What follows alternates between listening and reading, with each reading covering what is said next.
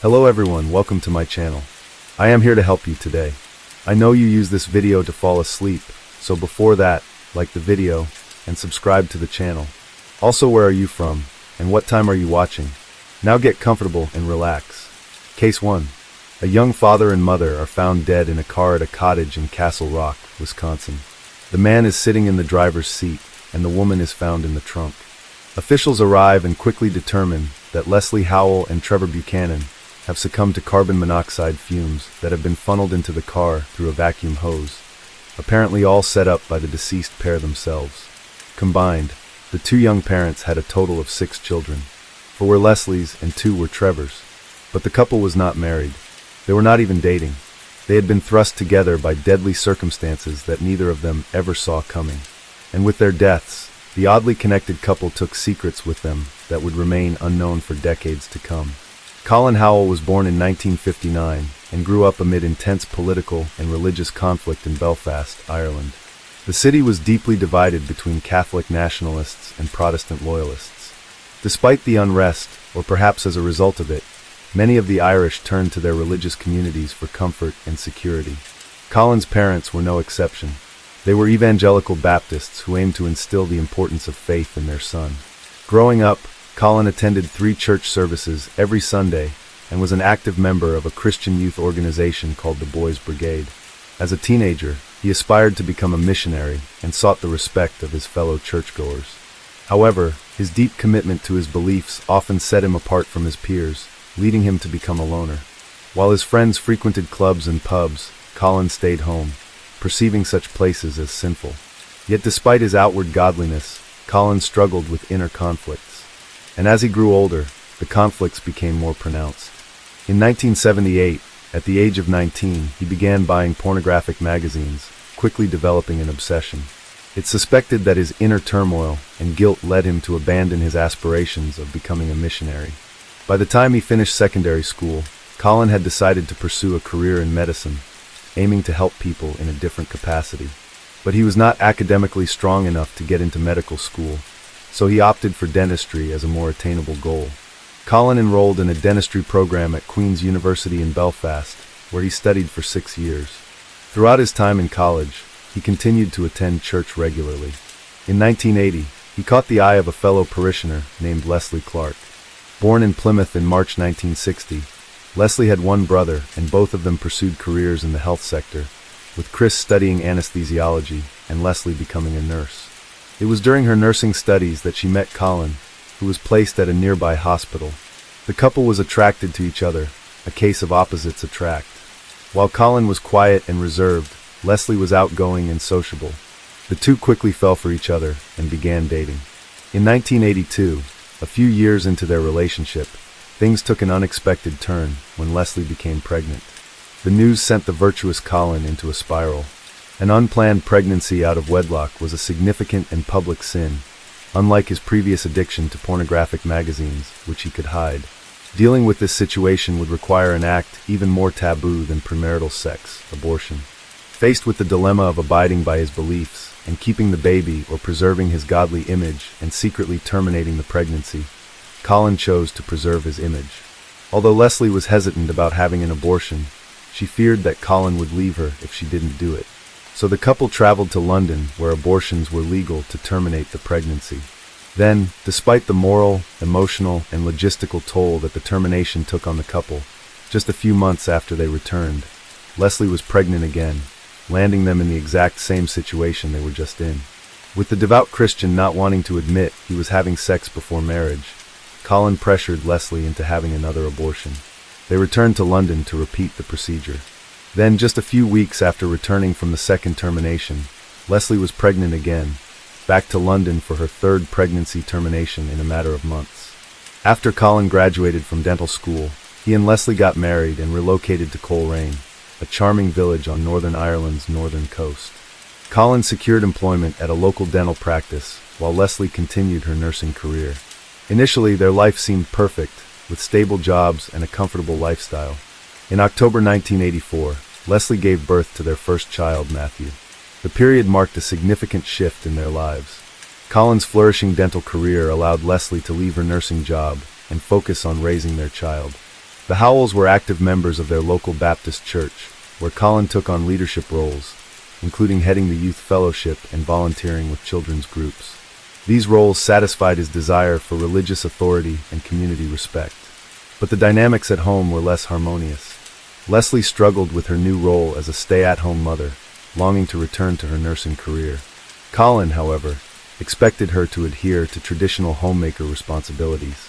The tension was compounded with the birth of their second child, Lauren, in November of 1986, further increasing the demands on Leslie. The following year, Colin decided to advance his career by purchasing office space and opening his own dental practice. While the venture underscored his professional success, it did little to alleviate the unhappiness in his marriage.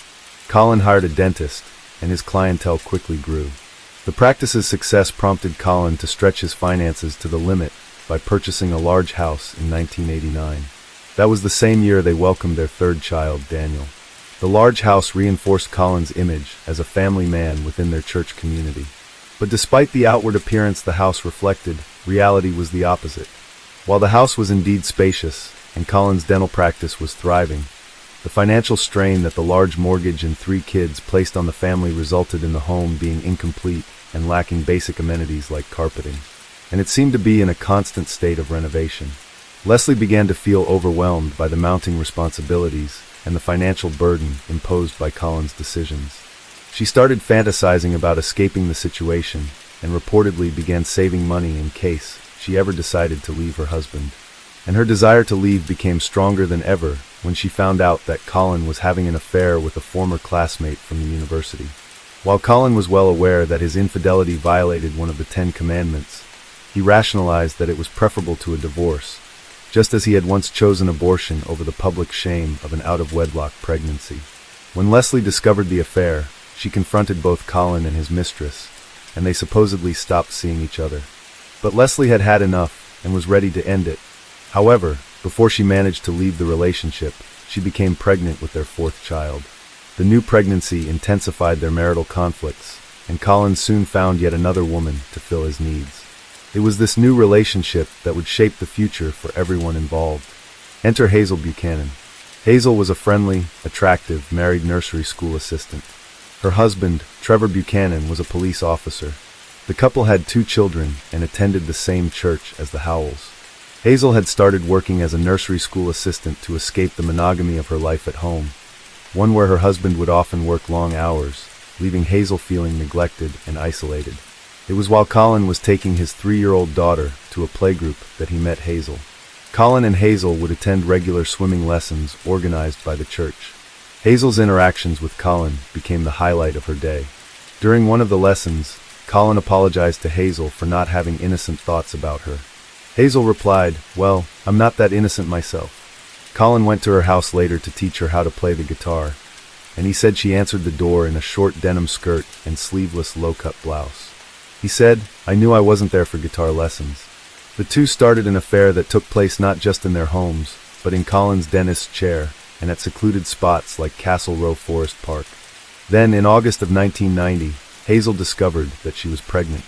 Uncertain whether the father was Colin or her husband, she turned to Colin for a solution. His suggestion? A trip to London for a procedure that he was more than familiar with. As Colin continued his affair with Hazel, Leslie grew increasingly suspicious and confided her concerns to their pastor. The pastor had already been suspicious since a church elder had previously reported seeing Colin and Hazel together at Castle Row Forest Park. When the pastor confirmed it Colin, he denied the accusations, claiming to be a good Christian who would never cheat on his spouse. Unconvinced, the pastor visited Hazel's home, and she promptly confessed to the affair. The pastor advised the couple to be truthful to everyone involved, including both Leslie and Trevor. They did. Each of them informed their respective spouses of the affair, but minimized the extent of it, claiming that it was purely emotional and not physical. Colin was stripped of his church volunteer roles, and the couples began receiving counseling through the church, along with strict guidelines they were required to follow. Trevor was devastated, but was eager to move past the affair and repair his marriage. However, Leslie, who had just had her child, struggled to forgive, with this being the second time she had learned of her husband having an affair. She withdrew into a deep depression. She began taking antidepressants and drinking more heavily, a practice that she had begun to a lesser extent after she found out about Colin's first affair. A few weeks later, Colin revealed to Leslie that his affair with Hazel had indeed been sexual. The revelation was the final straw for Leslie. In a fit of rage, she attacked Colin before locking herself in the bathroom. She then ingested a large quantity of acetaminophen, attempting to overdose, then drove off, leaving a note behind that would eventually play a pivotal role in Colin's future plans. Colin called for help, and Leslie was found unharmed. She spent 3 days in the hospital recovering. After that, both Colin and Leslie appeared to genuinely try to repair their marriage, but that only lasted a few months before, unsurprisingly, Colin returned seeing Hazel.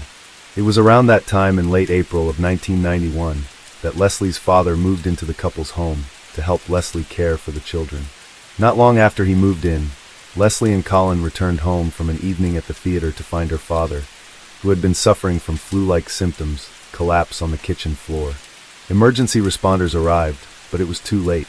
Examinations revealed that he had died from a heart attack. Leslie was shattered. The tragedy further reduced her support system and led her to increasingly rely on alcohol to cope. By that point, the couple's marriage was on the brink of collapse, but fearing the public stigma of a divorce, they continued to stay married. That was until Colin came up with a plan. Much like his earlier decisions to conceal premarital pregnancies with secret abortions, he sought another way out. On May 19, 1991, at around 8:30 a.m., a church elder received a phone call from Colin Howell. Colin informed him that Leslie had not been home since last night and that her car was gone. The elder rushed to the Howells' home. Colin told him that he thought Leslie might have gone off with Trevor Buchanan and asked for help in finding them. He suggested that they might be at some cottages called the 12 Apostles. The elder drove to the cottage Colin specified, but didn't see Leslie or Trevor. He returned to the Howells' home and relayed his findings, noting though that he had not checked the garage. So Colin called another church elder asking again to check the cottage. The elder drove to the location and didn't see anyone inside the house, but noticed a car in the garage with its driver's door open. But before he could investigate, he was distracted by what he thought was movement in an upstairs window. Suspecting that it was Trevor and Leslie, he called up to them, didn't receive a response, then returned back to the house to tell Colin.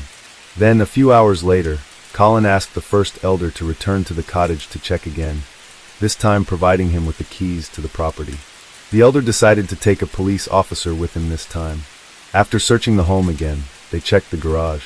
There, they discovered the bodies of Trevor and Leslie. They checked for signs of life, but there were none. Authorities were called to the scene. Leslie's car had been reversed into the garage. Trevor's body was in the driver's seat, and Leslie was in the trunk. A vacuum cleaner pipe was found near Leslie's head, loosely connected to the car's exhaust pipe. In the trunk, Leslie had on headphones connected to a Walkman and was surrounded by family photos.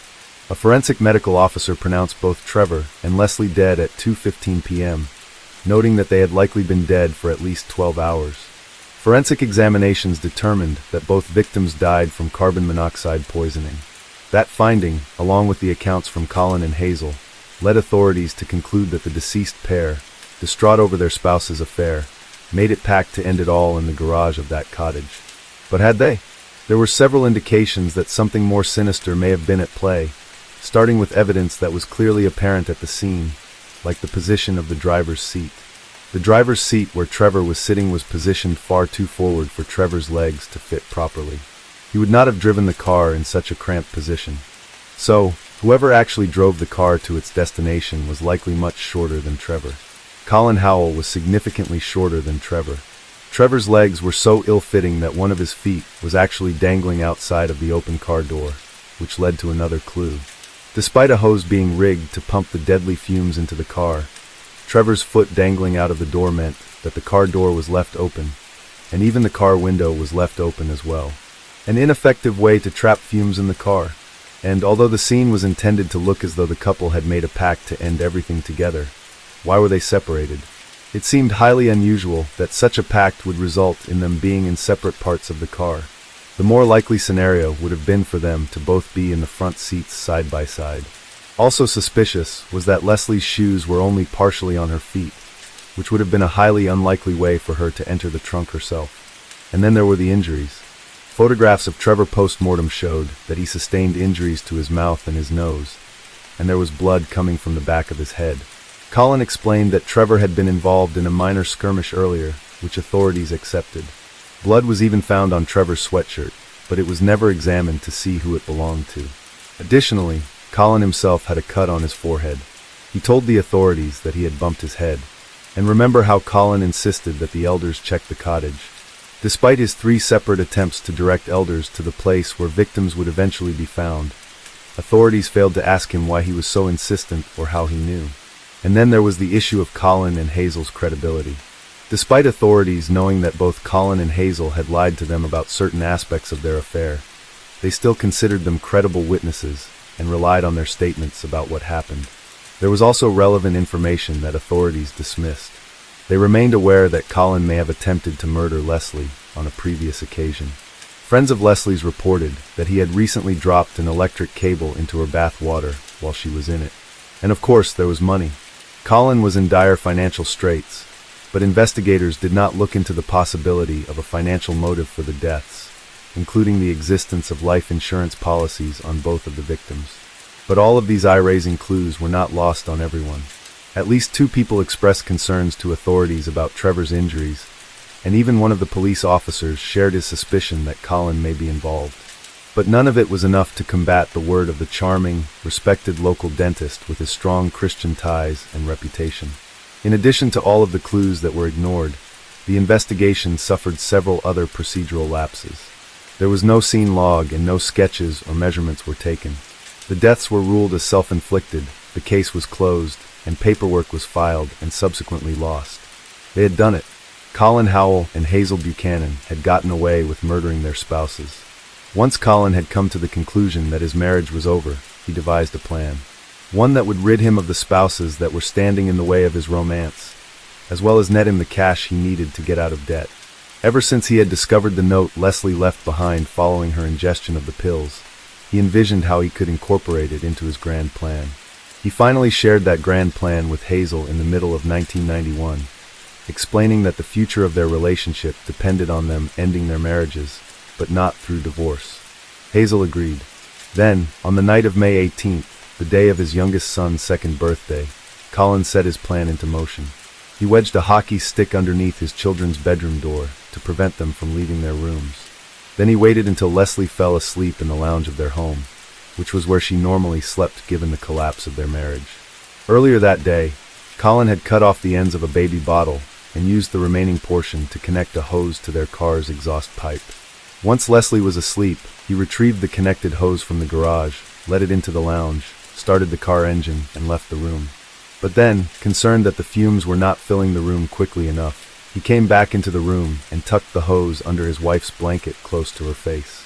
As the fumes began to take effect, Leslie stirred and started to wake up, calling out the name of their eldest son, Matthew. Colin acted swiftly. Holding her down, he pulled the blanket over her head and held it there, making sure she had no opportunity to escape the lethal gas. After Leslie stopped moving and Colin was certain she was dead, he turned off the car engine. He then placed her body in the trunk of their car and called Hazel and said, "I'm finished with Leslie. Is everything ready?" Colin then drove through the darkness to Hazel's house. Prior to that night, Ian provided Hazel the sedative to give to Trevor before he arrived. She did. She had crushed the pills and mixed them into a tuna sandwich for him. He quickly became drowsy and went to bed after eating it. She then made sure that their children were asleep and let Colin know that Trevor was sedated. Colin arrived at their home and backed the car into the garage. He proceeded to Hazel's bedroom, where Trevor was in a deep sleep. Like he had just done at his own home, he took a prepared hose from the garage, ran it through and positioned it near Trevor's mouth. Confident in his ability to overpower the heavily sedated Trevor, Colin did not restrain him. He started the car, allowing the carbon monoxide to flow through the hose and into Trevor's wounds. But like Leslie, Trevor began to stir, prompting Colin to jump on him and hold the hose in place. Despite the sedative and the carbon monoxide exposure, the seasoned police officer fought the struggle intensified, with both men wrestling on the floor, the hose spewing toxic fumes into the room. Colin, momentarily dizzy from inhaling the fumes himself, managed to regain control. He forced the hose back into Trevor's mouth, pulling a blanket over his head and pinning his arms down as he watched Trevor succumb to the gas and die. Hazel stood on the other side of the closed bedroom door during the entire ordeal, according to her, covering her ears. After ensuring Trevor was dead, Colin changed Trevor out of his pajamas and into the clothes Hazel had laid out. Then he placed him in the car next to Leslie's body. Hazel's next role was to clean up the evidence. She cut the hose into sections and burned them in the fireplace. Colin didn't come away from the attack unscathed. Even though he didn't inhale a fatal dose of the carbon monoxide, he did have some of the nausea and dizziness that exposure can cause. He stumbled outside for fresh air, but couldn't afford to rest. He still had a lot of work to do. He was no stranger to concealing his wrongdoings, but he needed this cover-up to be perfect. He was responsible for handling the bodies, and Hazel was responsible for taking care of the scene, including burning the hose in the fireplace, cleaning the floor, and washing the bed linen. Colin had worn surgical gloves, but he knew how trace evidence could be left behind, so he insisted on a thorough cleaning. He drove the bodies to the empty cottage that had belonged to Leslie's recently deceased father. There, he arranged Trevor's body in the driver's seat, and Leslie's in the trunk, positioning her with headphones on and family photos beside her to make it appear as though she had died peacefully, listening to music. He also left the old note that Leslie had written back at their home, confident that he could use it later to support his cover-up. He then connected a vacuum cleaner hose to the car's exhaust, and ran it into the vehicle, turned on the engine, closed the garage, and left the scene, hoping that it would look like the two distraught spouses had made a pact to end it all together. Then, he retrieved a bike that he had previously hidden nearby and rode it home. Given the official ruling on Trevor and Leslie's deaths, their surviving spouses were ready to collect.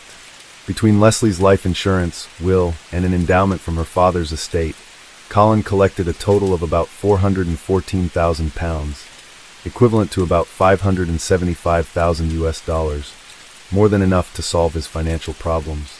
Hazel received £130, or about $180,000 from insurance, as well as subsequent payouts from her husband's police pension.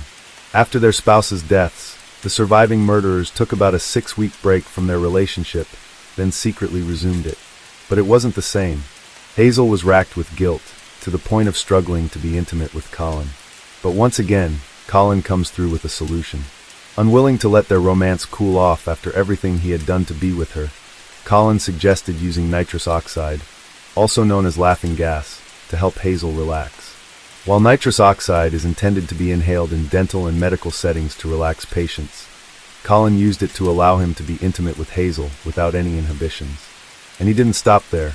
Recognizing Hazel's growing discomfort, he introduced a more powerful sedative, often used before surgeries. Under that sedative, Hazel would have been incapacitated, classifying Colin's actions toward her during that state as assault. The couple's relationship deteriorated to the point where Hazel began refusing to engage with Colin while she contemplated her next steps. So, it was time for Answer Man Colin to put his thinking cap on again. The solution this time, patience. He decided to assault his patients. Since the sedatives were so effective on Hazel, why not use them to assault his patients, of which he had a plentiful supply? He began administering the powerful pre-surgery sedative to female patients before dental procedures, then groping them while they were sedated and defenseless. Many of his victims were unaware that they had been assaulted due to the memory loss caused by the sedative. But some of them were aware, and they spoke out. At least 6 women came forward with allegations against Colin, highlighting his pattern of abuse. Then, in 1996, 5 years after their spouses' deaths and fully out in the open with their relationship, Hazel ended their relationship. The two parted ways and moved on. Hazel went on to meet and marry another police officer, David Stewart, in 2005. They lived in a luxury home outside of Coleraine, where she was a regular in the police community's social scene. It was common to see shots of her in glamorous ball gowns captured by the local press at charity dinners, and Colin moved on as well. Within a year of his breakup with Hazel, the 37-year-old dentist and father of 4 married his second wife, Kyle Jorgensen, just 5 months after meeting her at a Bible study class. She was a 30-year-old former waitress and divorced mother of 2, who had recently moved from America to Ireland after a violent 3-year marriage to her first husband. The couple merged families, and within the year, Kyle was pregnant with her first son, Eric. Then, when Eric was just a few months old, Colin decided that it was time to tell Kyle about his past. As she was feeding her new baby in the kitchen, he confessed to murdering his first wife and his lover's husband. He also divulged that he was currently having another affair. Kyle was initially horrified and urged Colin to turn himself in for the murders, which he considered. But after talking it through, they decided that for their 7 children, it would be best to keep the family together. They agreed to stay quiet, but Colin's revelation still didn't sit well with Kyle. She asked a church friend what she should do if her husband had done something, not fully disclosing what that something was. The man dismissed her concern and replied, "I don't want to hear it. It's before the cross. You shouldn't tell on other people before that time in their life," referring to the teaching that the sins you've committed before finding God are forgiven. Meanwhile, despite Colin claiming that the affair he confessed to was over, he continued to lead a double life behind Kyle's back. Amidst it all, his dental practice and reputation continued to thrive. He expanded into cosmetic dentistry and implants, both highly lucrative fields, with the public unaware of the good dentist's past and current evil acts. Over the next few years, Colin and Kyle had 4 more children together, bringing Colin's total to 9 and 11 between them. Colin's recent professional success enabled him to buy a property in Florida. He was even able to invest nearly £400,000 in a buried treasure investment where gold was reported to be buried in Philippine caves by Japanese troops in the 1940s. The investment was so promising that Colin began fraudulently swindling money through his practice, claiming to perform procedures he didn't actually perform. He even sold his share in his 2 dental practices to add to his investment. It seemed that all his wrongdoings of the past were behind him, but not forever. In April of 2007, Colin received devastating news about his eldest son, 22-year-old Matthew. Matthew, who was studying for a semester in St. Petersburg, Russia, was calling out to a friend over the railing of his apartment building, and losing his grip, he tragically fell 4 stories onto the concrete below, killing him. Colin was stricken with grief. Shortly after that, he learned that the large buried treasure investment that he had poured all of his and others' money into was a scam. In a desperate attempt to try to salvage some of his investment, he traveled to the Philippines, but all he received was a box containing 2 gold bars worth about £30. He returned to Northern Ireland and explained to Kyle that he had lost £350,000 in a failed scheme, which included savings for their children's education. And for good measure, he threw in the admission that following Matthew's death, he had renewed his old affair. And, since he was sharing, he included that he was assaulting women while they were sedated at his clinic. The affair admission would be Colin's 3rd strike, counting his 2nd affair that he had fessed up to back in 2003. Outraged, Kyle kicked the murderous serial adulterer out of the house. Penniless and humiliated, Colin continued working as a dentist, but having lost nearly everything, he began to believe that God was punishing him for his past sins. He was convinced that his misfortune would continue until he made things right. And so did Kyle. In January 2009, a month after kicking him out and 10 years after he told her about his murders, Kyle called the church elders to her home to meet with Colin. Kyle begged Colin to confess, telling him, "The truth will set you free." He confessed the killings to the elders, admitting both he and Hazel's involvement. Stunned to learn that Colin was not the upstanding citizen and devout Christian that they believe he was, the elders convinced him to turn himself in, which he did. Shortly afterward, Hazel was also taken into custody. After having gotten away with murder for nearly 2 decades, the truth finally caught up to them. Despite Colin's confession, he pleaded not guilty to the charges, and so did Hazel. Before Colin's trial begins, Kyle filed for divorce and returned to her native America with her 7 children. Having known about the murders for a decade and not reported it, it was unclear whether she would be charged or called for questioning again. Then, just days before Colin's trial was set to begin in 2010, in a surprise move, he changed his plea to guilty for the 2 murders. Later that year, he also pleaded guilty to indecently assaulting 3 women patients. He was facing 14 other assault-related charges reported to have taken place over a span of 10 years, but he denied those. On December 3, 2010, Colin Howell was sentenced to life in prison for the murders with a minimum of 21 years. A few months later, he received an additional 5.5 years for the sexual assaults to be served concurrently with his life sentence. He did not face trial for the reported rape of Hazel. In 2011, Hazel, now going by her married name of Hazel Stewart, stood trial for 2 counts of murder. Present on one side of the courtroom were the children of death. Hazel's children also attended. Despite losing their father, they chose to stand by their mother. Throughout the trial, Hazel claimed that she was manipulated by Colin and that he was the principal architect of the murders. She claimed that she was not an active participant, but rather a passive victim. However, the prosecution laid out a detailed account of the events leading up to and following the murders. They showed how Hazel was not a bystander, an active conspirator, outlining how she provided Trevor with a sedative-laced sandwich, guided Colin to the bedroom where Trevor slept, and disposed of the evidence. Most of the details were provided by testimony from Colin himself, who would in turn state witness against his former partner in crime, providing detailed evidence against her. His 4 days of testimony were devastating to her defense. He described that while she may not have understood the plan as thoroughly as he did, she never asked him to stop. He said she initially didn't think they could pull it off, but eventually she fully cooperated.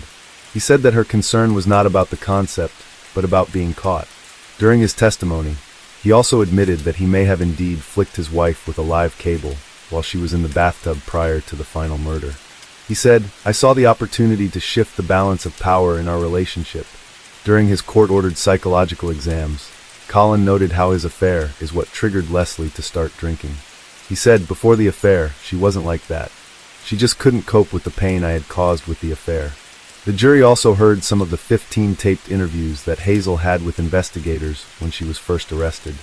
In them, she outlines her specific roles in the crime, but still claims she was coerced. She described, "Maybe I was easy prey. He's a very calculating person, a very clever guy. I'm not very bright, unfortunately, but he was a step ahead of me the whole time. I thought, if I say something against this, he'll kill me." Throughout the tapes, she changes her account of the events at least 3 times. She also recounted how Colin would give her laughing gas in his dentist's chair, and how he once gave her too much so that he could test the limits of how much he could give. Colin confirmed that he had indeed drugged Hazel in an experiment to test the doses that he would later use on their murder victims. Then he had sex with her while she was unconscious. In March 2011, the jury took just over 2 hours to find 48-year-old Hazel Stewart guilty of both murders. Following the verdicts, police acknowledged that the initial police investigation was deeply flawed, with key evidence overlooked, crucial witness statements not examined, and more. They issued a formal apology to the families of the victims, noting that they regretted the delayed justice and prolonged suffering that their failings caused. Police also conducted a review of their procedures to ensure that sudden deaths undergo a thorough investigation in the future. In light of the true nature of Leslie and Trevor's deaths, the death of Leslie's father, which occurred just 12 days before Leslie and Trevor's murders, was called into question. Colin had used Leslie's father's death as a key point in the cover-up of the murders, stating that Leslie was distraught over his death, so it was reasonable to speculate whether her father's death was also orchestrated by Colin as the initial step of his bigger plan. Colin denied killing Leslie's father, and since the body was cremated, something that Colin insisted that Leslie wanted for her father, there was no way of exhuming it to gather enough evidence to charge Colin. Leslie's brother speculated that Colin may have found out about £212 in Leslie's bank account and hatched the murder plan to get his hands on it. Leslie's relatives believed that her father may have secretly given her those funds to help her escape Colin in the months before she was killed. Leslie had told a friend that she wanted to make sure her husband did not get any money that her father left her, stating that that money is for her and the kids, not for him. For 4 years, Cal remained under investigation for not reporting the murders during the 10 years that she was aware of them, but she was never charged. Authorities maintained that there wasn't sufficient evidence to provide a reasonable prospect of conviction. Colin Howell is currently serving a life sentence in HMP Maghabury, a high-security prison in Northern Ireland. Now 64 years old, his involvement in religious activities and knowledge of the Bible has gained him trust and respect among the population. Described as a model prisoner by prison staff, they say that he is consistently polite and mannerly, and always refers to officers as sir. They did, however, note that he likes to think he's not one of the regular criminals. They reported how he applied to be the jail's dentist for all the prisoners, but since he's a convicted murderer and no longer has a license to practice, he was turned down. They said he was furious. They noted that while the prison does have a lot of inmates with dental problems, Colin Howell was not the answer. One prison worker noted how Colin suffered a few spankings when he was returned to the general population after temporarily being moved away for his own safety. Colin was also reported to have gotten into an altercation with one of his inmate friends. Both Colin and the other inmate, who was serving a 22-year sentence for rape and murder, were both known for spreading the gospel to other inmates. They were getting along just fine until they fell out after Colin accused the other inmate of scratching his R. Kelly CD. Colin Howell will be eligible for parole no earlier than the year 2030, at which time he will be 72 years old. Hazel Stewart's life in prison has been less publicized, but she continues to serve her time in Highbank Prison in Belfast. In 2013, she appealed her conviction for the murder of Leslie Howell, but it was dismissed. She also tried to appeal the conviction of the murder of her husband, but upon the advice of her counsel that the appeal was groundless, she dropped it. In 2021, her lawyers were planning to challenge the decision to not prosecute Colin Howell for raping her. If they do end up challenging that decision, and if she were to win, they may appeal her conviction again, arguing that because she was raped, she was not in a fit state of mind to know what she was doing when she participated in the murders. Barring any such successful appeal, she will be eligible for parole no sooner than 2029.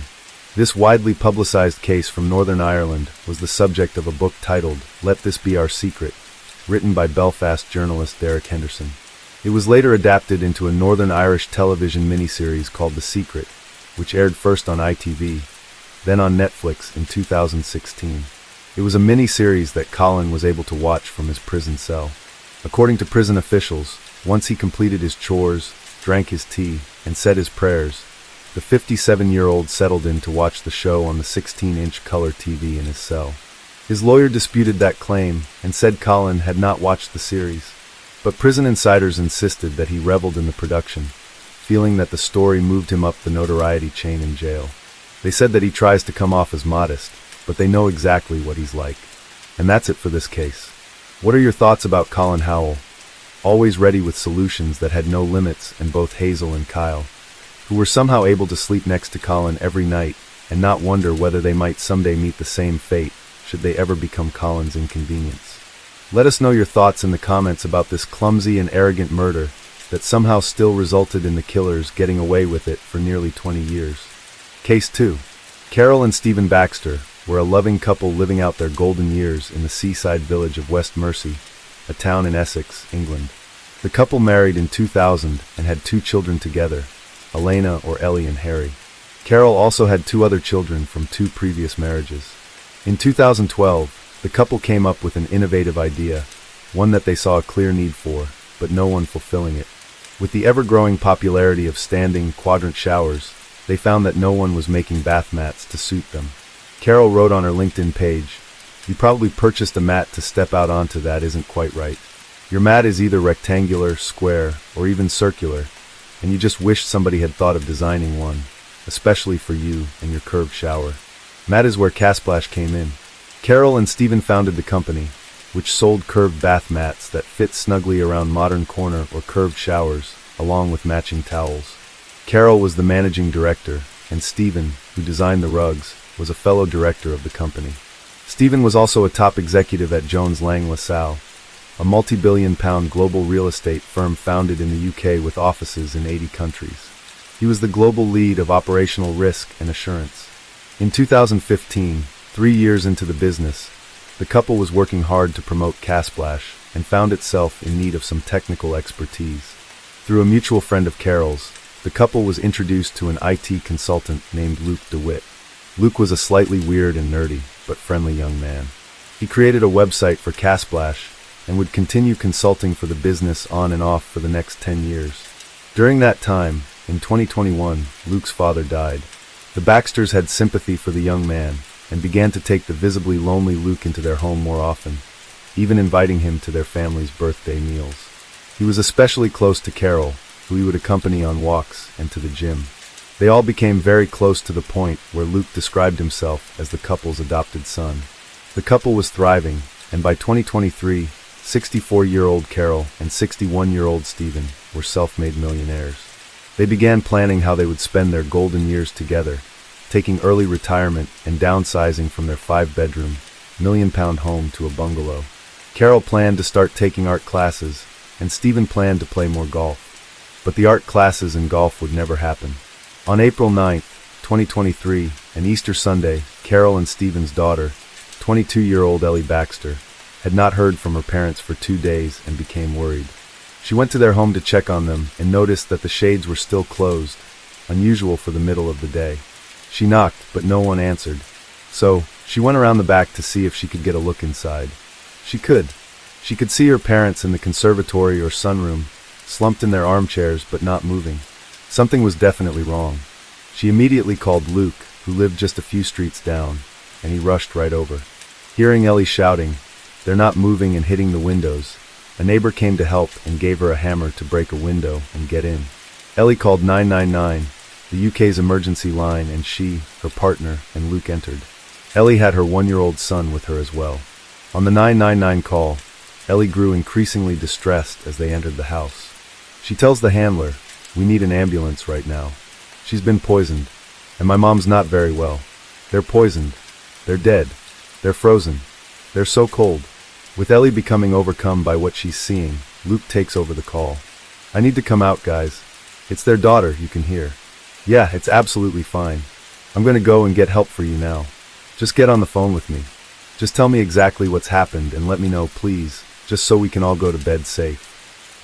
Well, we just turned up to the house and they hadn't really heard from anyone for about a day and a half. So we came round and their daughter got here first, and then they got around to the back, saw through their conservatory that they were sitting in their armchairs not moving, and we smashed the window to get in. I'm all ready to help you now. Just stay on the phone. Thank you. Thank you. Anytime we can wrap up soon. I need to go and be with my daughter. I appreciate it. I'm trying to be as quick as I possibly can, just so I can make sure we've got a helpful response. They've been really well, okay? I'll leave you in the first response hands, okay? All the best now. Thank you. Thank you. No worries. Bye. Emergency responders arrived, but it was too late. The Baxters were dead. Everyone was baffled. Both Ellie and the responders immediately suspected carbon monoxide poisoning, but the fire department quickly ruled that out, as well as any other dangerous toxins. With Ellie still understandably grief-stricken and distraught, police speak with Luke to try to get an account of what happened. "Anna, you say you last saw them on Friday. I got home just before 8, so that's when I left. And me and Steve were just talking about work and the business. Carol can't work anymore. Last year, she's not been able to do anything. So we were just having a chat, but he didn't really feel up to it. I was going to come back tomorrow and check on them again. I'm used to checking on them. They're always popping in, because they wanted this weekend." Then Ellie called me this morning, and I was always, well, I think we're both a bit uneasy. As you would be, understandable. Eddie popped by first, saw the blinds were still down, and immediately panicked. I was meeting them anyway, but Marcus called me, just giving me that they're in the chairs, that we're going to be able to buy. So I literally ran from home to here to contact Daniel. Okay. And as soon as I got here, they'd just smashed the back window to get in. Okay, fair enough. So you last saw them alive on Friday. And have you seen them today? Did you go in to see them yourself? I've been in there, yeah. And I went upstairs, and the paramedic asked me to get all Carol's medication this year. She's got a low, because sometimes she'll have various things over the years, all the various operations she's had. I don't know if any of it's valid, but I know Carol. That's right. Yeah, they like to know what people take, gives them an idea of what they're suffering from. She's actually taken. There's quite a few she might take. She has every morning levothyroxine. But sometimes she forgets, and she can take it 6 or 7 times. I know that's a real issue. She doesn't know. She doesn't know. She's taken it loads of times. His statement about Carol forgetting whether she has taken her medication, leading to her sometimes taking it 6 or 7 times, was worrisome.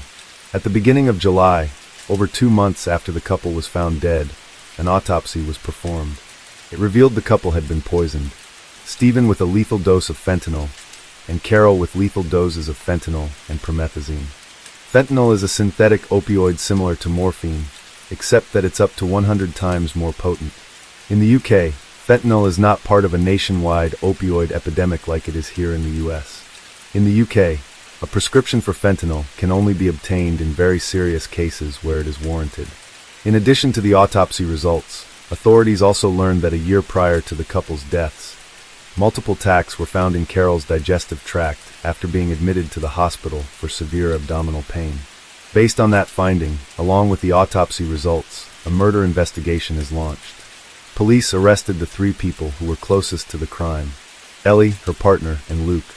Police said that the arrests were to gain comprehensive accounts from them, and that they continue to remain open-minded as to how the couple died. Meanwhile, they continue investigating. They learn more about Carol and the reason she was taking all those medications Luke alluded to. She had been extremely sick for over 18 months leading up to her death. She suffered from Hashimoto's disease, an autoimmune condition that causes fatigue, difficulty thinking, and more. The illness was debilitating and sometimes mysterious. She was on numerous medications and health supplements to try to combat her illness and symptoms, but she struggled to cope with them and wasn't getting better. According to Ellie, her dad became lonely as a result, with her mom suffering from dementia-like or stroke-like symptoms, including struggling to eat and to stay awake, and sometimes unable to speak or properly open her eyes. But it wasn't for lack of support. Carol had accumulated a wide support network that was there for her every step of the way. She had her family, of course, her husband and their 4 children. And there was Luke, who, although only officially scheduled to visit for work 3 days a week, was there every day to help with her care. And there were numerous other people who made themselves available as well. Cheryl was a friend and a huge support to Carol, someone she could talk to. The two of them both had the same disease, so they could relate to each other. They regularly messaged back and forth with support, encouragement, and a little tough love. At one point, when Cheryl found out that Carol was washing dishes, she sent her a message, severely reprimanding her, telling her, "You are completely ignoring the rules. I had you down as a smart lady, I really did. Play by the rules and stop trying to do things. You are seriously ill." Then there was Cheryl's sister, Jenny, who was a theater producer. Jenny not only supported Carol, but also supported her daughter, Ellie, who had aspirations of being a singer. She worked on arranging for Ellie to participate in a singing competition in London. Like Cheryl, Jenny became someone that both Carol and now Ellie could trust. Eventually, Carol also began working directly with Cheryl's doctor, Dr. Andrea Bowden, a Florida-based doctor who specialized in their Hashimoto disease. The doctorate was a huge resource for Carol. Dr. Bowden would direct Carol's medical treatment, including taking numerous supplements, which Luke was a master at administering since he was there helping out daily. Carol affectionately referred to him as her mixologist, with him whipping up smoothies that contained the doctor-recommended nutrients. Luke would take videos of Carol to send to Dr. Bowden to document her condition. Sadly, she seemed to be deteriorating rather than improving, and Carol had others in her network of support, including other patients of Dr. Bowden like Linda, who encouraged Carol to do what Andrea says, or you will have other problems. And Marnie Pantry, who told Carol, "I have my life back. Listen to Andrea. Stop fighting it. I do not know what you are going through, only that we are very similar, and you are stuck in the same phase I was 8 months ago. I was ill, and one day I finally listened." With the ease of communicating via messages, all communications took place either via email or WhatsApp. Carol was, however, finally able to connect with Jenny via phone after only messaging for such a long period of time. "Hi, Carol. It's Jenny. It's Cheryl's sister." "Yes. Oh, so nice to finally speak to you after all these messages we've been doing." The network of those women and others helped Cheryl and her family work through Carol's devastating ordeal. With the autopsy results leading to landing the 3 possible suspects in custody, police moved swiftly to identify the culprit or culprits of the couple's poisoning. And it doesn't take them long. They quickly hone in on several findings that begin to make the culprit obvious, starting with the will. Subsequent searches of the Baxter home led to the discovery of both open and unopened fentanyl patches and a will. The 5-part will suspiciously named the Baxters' dear friend Lou DeWitt as the director and person of significant control of Casplash, and explicitly gave him control of making all business-making decisions. It stated that when their daughter Ellie, or Elena, turned 30, the directorship would split 50-50. But that Elena could not remove DeWitt from his directorship. It also stated that a grant of £60,000 should be given to the company out of the couple's estate to be used for new ideas. That will was drastically different than the original will that the couple submitted to their lawyer 2 years prior. The original will stated that the Baxters' money would be left to their 4 children. And according to the attorney who drafted the original, the new will did not read as a legal document, and that there was no logic to how it was laid out. He said that it appears whoever drafted this document has no idea how a business is run. With the discovery of the clearly fake will, police release Ellie and her partner without charge. They zero in on the person who has suddenly shifted to gain from the will, Luke DeWitt. And the more they dig, the more they find. With DeWitt leaving the Baxters' home at 7:55 p.m. on the Good Friday before they were found, that made him the last person to see the couple alive. Based on data from her pacemaker, Carol's time of death was somewhere between 11 a.m. and 2 p.m. the following day. That meant that it took a full 15 or more hours for a poisoned Carol to die after DeWitt left the home. Stephen's time of death was not able to be determined. After DeWitt poisoned the couple and they were unconscious, he turned to Carol's iPad, which was open to her banking application, and transferred £6,000 from the couple's bank account to Casplash, the company he had just willed himself access to. When police arrested DeWitt, he had both unopened and opened packs of fentanyl patches right in his backpack. He had access to them since the death of his father, who had a prescription due to the pain he had from cancer. But when asked about them, DeWitt said they belonged to his granddad, who died a few weeks prior, and that he intended to return them to the pharmacy. They also searched his home. DeWitt had grown up in West Mercy, and he and his mother still lived together in the town, just a few streets over from the Baxters. The mother and son shared a bedroom. It contained 2 single beds. Hers had pink bedding, his blue. In their bedroom, police discovered even more fentanyl patches. They also discovered a box. It contained tacks similar to the ones found in Carol's abdomen, just over a year prior to the murder. Inside the same box were what was described as a treasure trove of medicine capsules, which DeWitt had opened and emptied out. Authorities speculated that the capsules were the medium DeWitt used to administer the tack to Carol in an attempt to murder her back then. They traced DeWitt's purchase of the tacks to right before doctors found tacks in Carol's abdomen. Authorities wondered how this person was able to pull off deceiving such a smart, savvy couple for such a long period of time.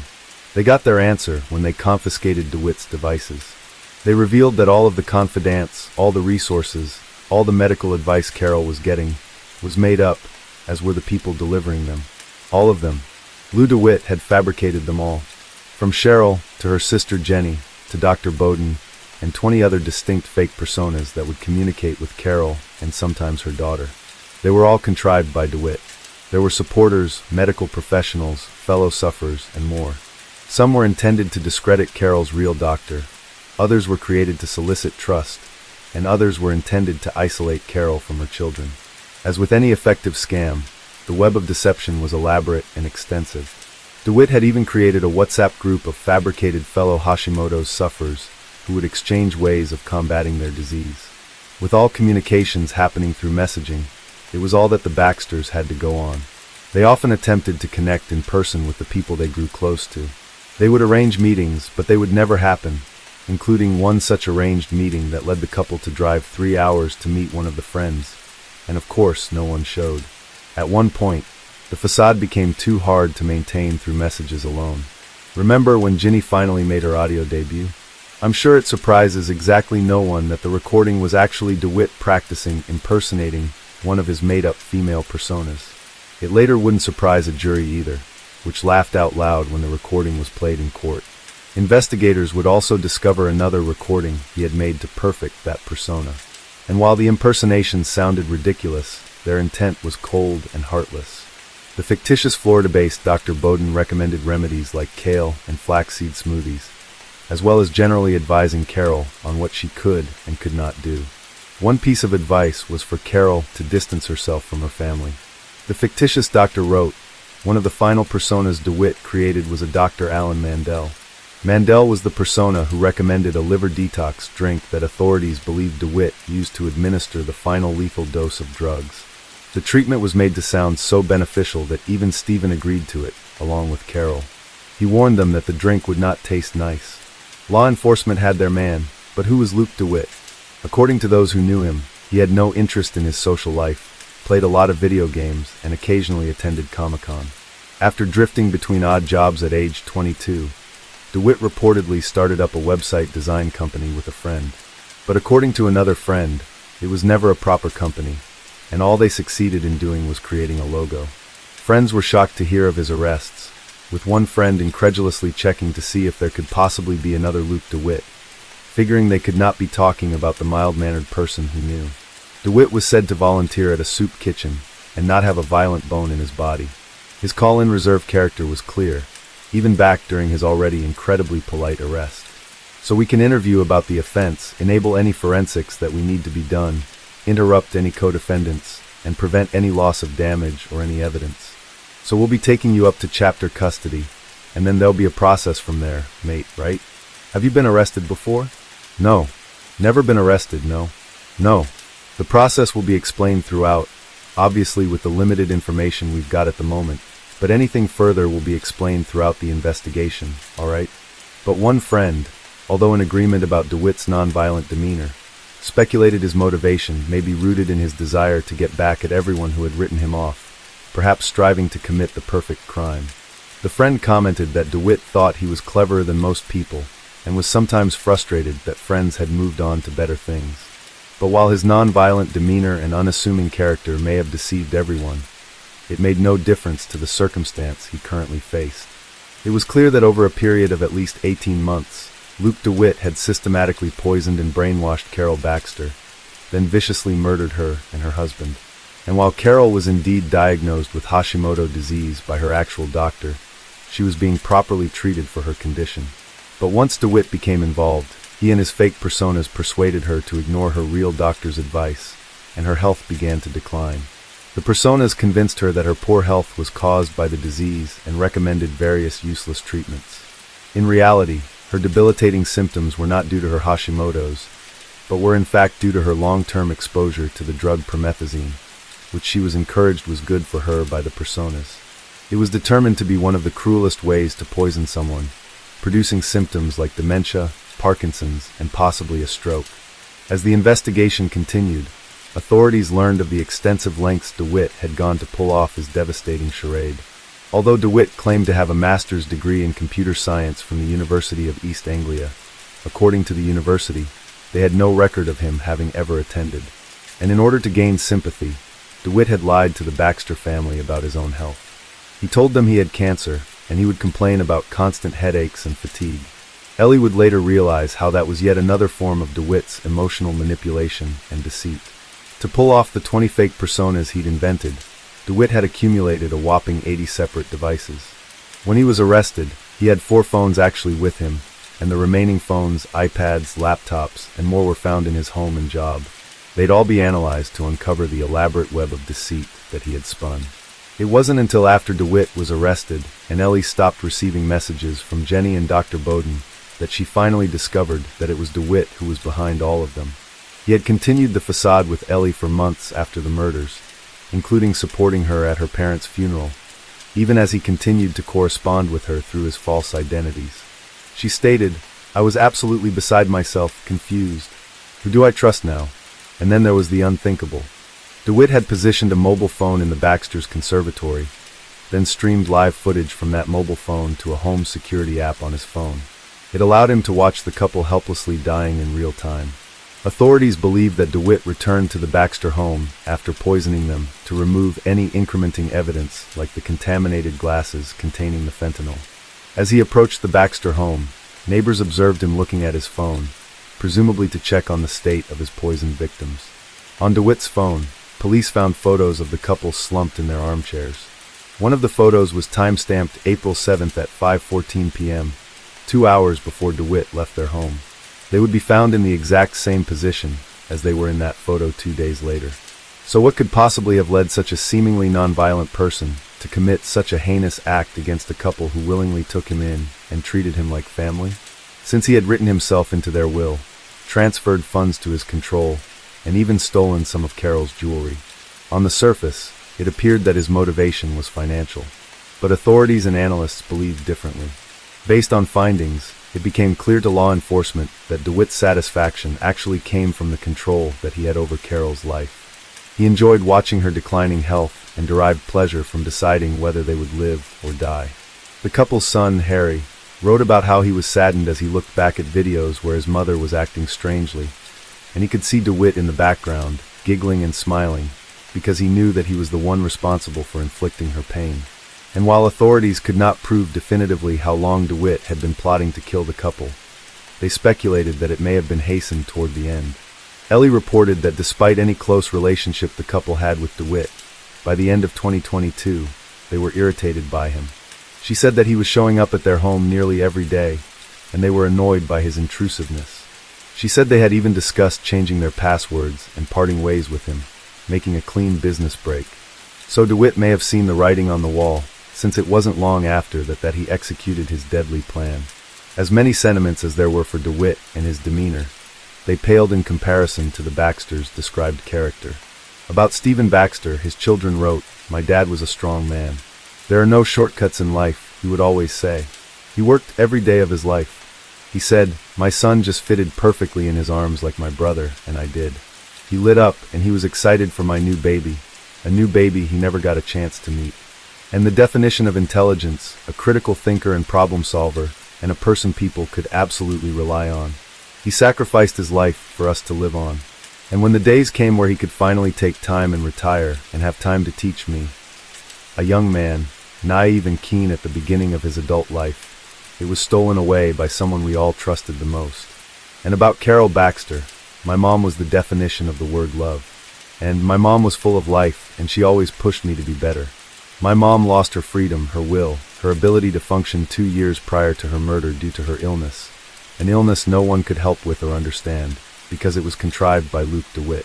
Luke DeWitt was charged with 2 counts of murder, 1 count of possession of a Class A drug, and 1 count of theft. He denied the charges against him. His trial began in February 2024. DeWitt arrived to his trial in a wheelchair, claiming he had a growth on his leg. He denied the prosecution access to his medical records to confirm his injury. They were certain it was fabricated to elicit sympathy for himself during a trial. Ellie herself briefly came under scrutiny again as well, having accepted a loan of £7,000 from DeWitt after her parents' death. The financial exchange invited speculation. At trial, the defense asked her whether she was involved in her parents' death in any way. She replied that she was not. She acknowledged that she and DeWitt were very close, stating, "Luke, I honestly thought was my brother, but unfortunately the evidence is stacking up and it all makes sense now." She confirmed that he had loaned her the money and stated that it did get to a point after my parents died. "I didn't have any money. My partner wasn't able to work after we were all arrested. All I'm guilty of is loving my parents," she told the court. The prosecution outlined DeWitt's months of cruel and systematic torturing, drugging, and manipulating before murdering the couple with a fatal dose of fentanyl.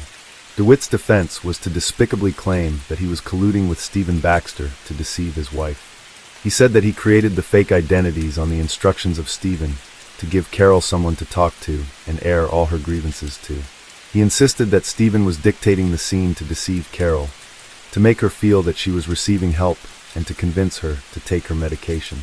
But his story fell apart on cross-examination, with evidence pointing squarely and solely at DeWitt. The trial lasted 5 weeks, and on March 20th, after 8 hours into deliberation, the jury unanimously found 34-year-old Lou DeWitt guilty of the murders of Carol and Stephen Baxter. As the verdicts were read, Ellie Baxter wept, and DeWitt remained emotionless in his wheelchair. For the sentencing, the judge weighed whether DeWitt was eligible to receive a whole life order, which is a sentence where the offender would spend the rest of their life in prison without the possibility of parole or early release. In order to impose such a sentence, a crime would need to be considered sadistic. While this crime was cruel and senseless, the judge was not sure that it could properly be described as sadistic. So Lou DeWitt was sentenced to life in prison in order to serve a minimum of 37 years, instead of a whole life order.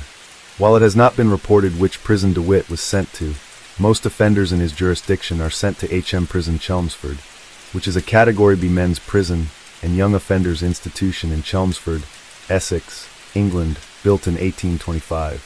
The prison is operated by His Majesty's Prison Service. While the prison has a history of poor and unclean conditions, in the past 2 decades it has cleaned up its act. Its current issues revolve around organized gangs, violence, overcrowding, and rampant drug use, with approximately 42% of prisoners failing drug tests. Given that Luke's sentencing was less than a month before the production of this video, nothing noteworthy has been reported in that short period of time. We hope this video did justice to Carol and Stephen Baxter. It's the quiet, unassuming killers that roam among us that are the most terrifying. A detective superintendent from the Kent and Essex Serious Crimes Directorate stated that he considers DeWitt, without doubt, one of the most dangerous men I have ever experienced in my policing career. Given that DeWitt held onto his father's fentanyl packets after he died in 2021, It made authorities wonder how many more murders he planned on carrying out. Case 3. Anna Mariah Wilson was born on May 18, 1996 to parents Eric and Karen Wilson. Mariah, who was fondly known as Mo, grew up in Kirby, a small town in Vermont, along with her brother Matthew. They were a small, loving family that was active and loved the outdoors. As a child, Mariah was both driven and determined. Her mother described her as having a quiet determination, and friends noted her humble, respectful confidence. From the very beginning, Mo was a perfectionist almost to a fault. Her mother recalled how when she was in 7th grade, the head of school asked her how she was going to deal with her perfectionism. She replied that she was going to start with a clean plate. Her mother laughed, knowing her daughter meant a clean slate. But plate was so much cuter. Mo grew up near Vermont's Kingdom Trails, a mecca of trails for skiers and mountain bikers. And coming from a family of athletes, sports had a strong influence in her household. Her father, Eric, raced on the U.S. ski team, her mother, Karen, as a cycling instructor, and her aunt, Laura Wilson Todd, was a 2-time Olympic cross-country ski racer. And that was the sport that Mo gravitated toward as well. Mo attended Burke Mountain Academy, a private college prep high school in Vermont specializing in training alpine ski racers. By her sophomore year, she was ranked 3rd in the nation in giant slalom for her age group. That was the same year she tore her ACL. She recovered, and after graduating in 2014, she attended Dartmouth College and fulfilled her childhood dream of joining the Dartmouth Alpine ski team. She then promptly tore her ACL again. Believing embracing adversity, she set out to tackle her injury head-on. She began cycling to rehabilitate her ACL and soon discovered a new passion. She wanted to become a professional cyclist. She graduated with a degree in engineering in 2019, and while she joined the corporate world working at the bike designer and manufacturer Specialized, her off time was spent skyrocketing to the top of the professional cycling world. While Mo had done mountain biking when she was a young child, she had never done gravel cycling, which involves riding on unpaved roads of open gravel, dirt tracks, and other compositions. But within 3 years of mountain and gravel bike racing, she had become the winningest professional off-road cyclist in America, known in part for her vicious climbs. Mo went from having never competed at the national level to winning, or coming in second in nearly every highly competitive race she entered, unheard of for someone so new to the sport. Her trainer noted how out of the gate her numbers clocked in at World Cup levels. So in 2022, after over 2 years of COVID pandemic repercussions that allowed her more time to train, Mo took the leap, moved to San Francisco, and quit her full-time job so she could dedicate herself to professional racing. By everyone's account, Mo was poised to become the top bike racer in the country, possibly the world.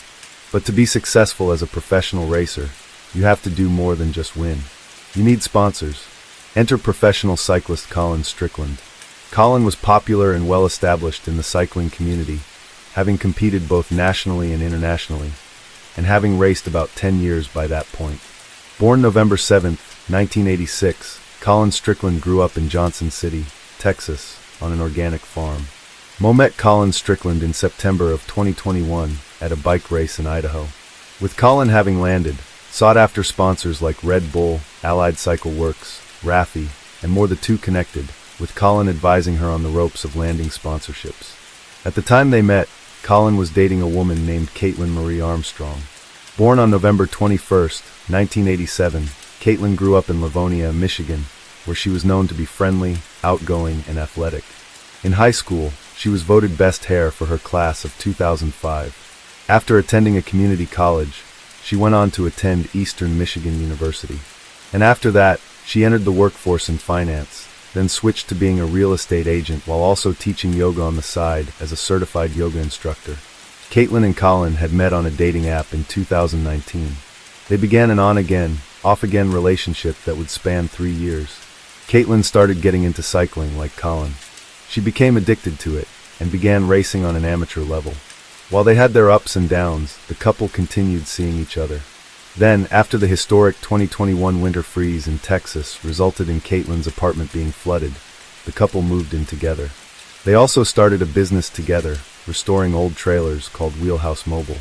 One of the off-again periods of their relationship happened in October of that year, a month after Colin met Mo. The couple had gotten into it over Colin going on a mountain bike ride with Mo and some other female pro cyclists, and not inviting Caitlin. While Caitlin and Colin were broken up, he and Mo had a brief romantic relationship. Caitlin was also seeing other men at the time as well. Shortly after that, Colin and Caitlin decided to get back together, reverting his relationship with Mo back to a friendship and professional relationship, according to Colin. Less than a year later, on May 10, 2022, 1 week shy of her 26th birthday, Mo traveled to Austin, Texas ahead of a race that was to take place in nearby Hico, Texas, the gravel loca bike race. Mo was favored to win the race. She was staying at the apartment of her friend, Caitlin Cash. Once she was settled in, Mo contacted her friend Colin to see if he wanted to hang out. She texted him, "Do you have plans tonight?" He replied, "Want to go swimming? Maybe swimming in a beverage?" It was a plan. The two met up a few hours later. They went swimming at a local swimming pool, then headed to a place called Pool Burger for a bite. Then Colin dropped Mo back off at her friend's apartment and headed back home. But tragically, that would be the last time he would see Mo alive. That was at just after 8:30 p.m. Caitlin Cash, the friend Mo was staying with, had been out herself that evening and arrived home about 10 p.m. to the unthinkable. She found her friend lifeless on the bathroom floor. She immediately called 911 as she began CPR. But her friend had been dead over 45 minutes by that point. Police arrived, and the news of the killing began making headlines before police divulged any identities. Police are investigating a suspicious death in East Austin. This happened on Maple Avenue, near East 17th Street. Overnight, a woman called police saying she found her friend inside her house unresponsive, and there was blood near her. When officers arrived, they found the victim had gunshot wounds. EMS provided life-saving measures, but the woman later died from her injuries. Police do not know how long she was inside the home, but did call her death suspicious. It is unclear if a gun was found on scene. Cash shared that the only thing she noticed missing from the apartment was Mo's racing bike. Police would later find it discarded in a bamboo patch near the apartment. Nearby surveillance footage captured a black Jeep SUV with a bike rack on the back leaving the area that evening. Once police learned that Mo was dropped off a few hours earlier by Colin Strickland, they wanted to pay him a visit. Upon arrival at his home the next morning, in his driveway they noticed a black Jeep SUV with a bike rack on the back. They called him into the station, and he readily agreed. Once there, he was cooperative and transparent. He shared the history of he and Mo's 1 to 2 week romantic relationship the prior year. Throughout the interview, he spoke highly of Mo Wilson and her accomplishments, referring to her as the best female cyclist in the U.S. and possibly the world.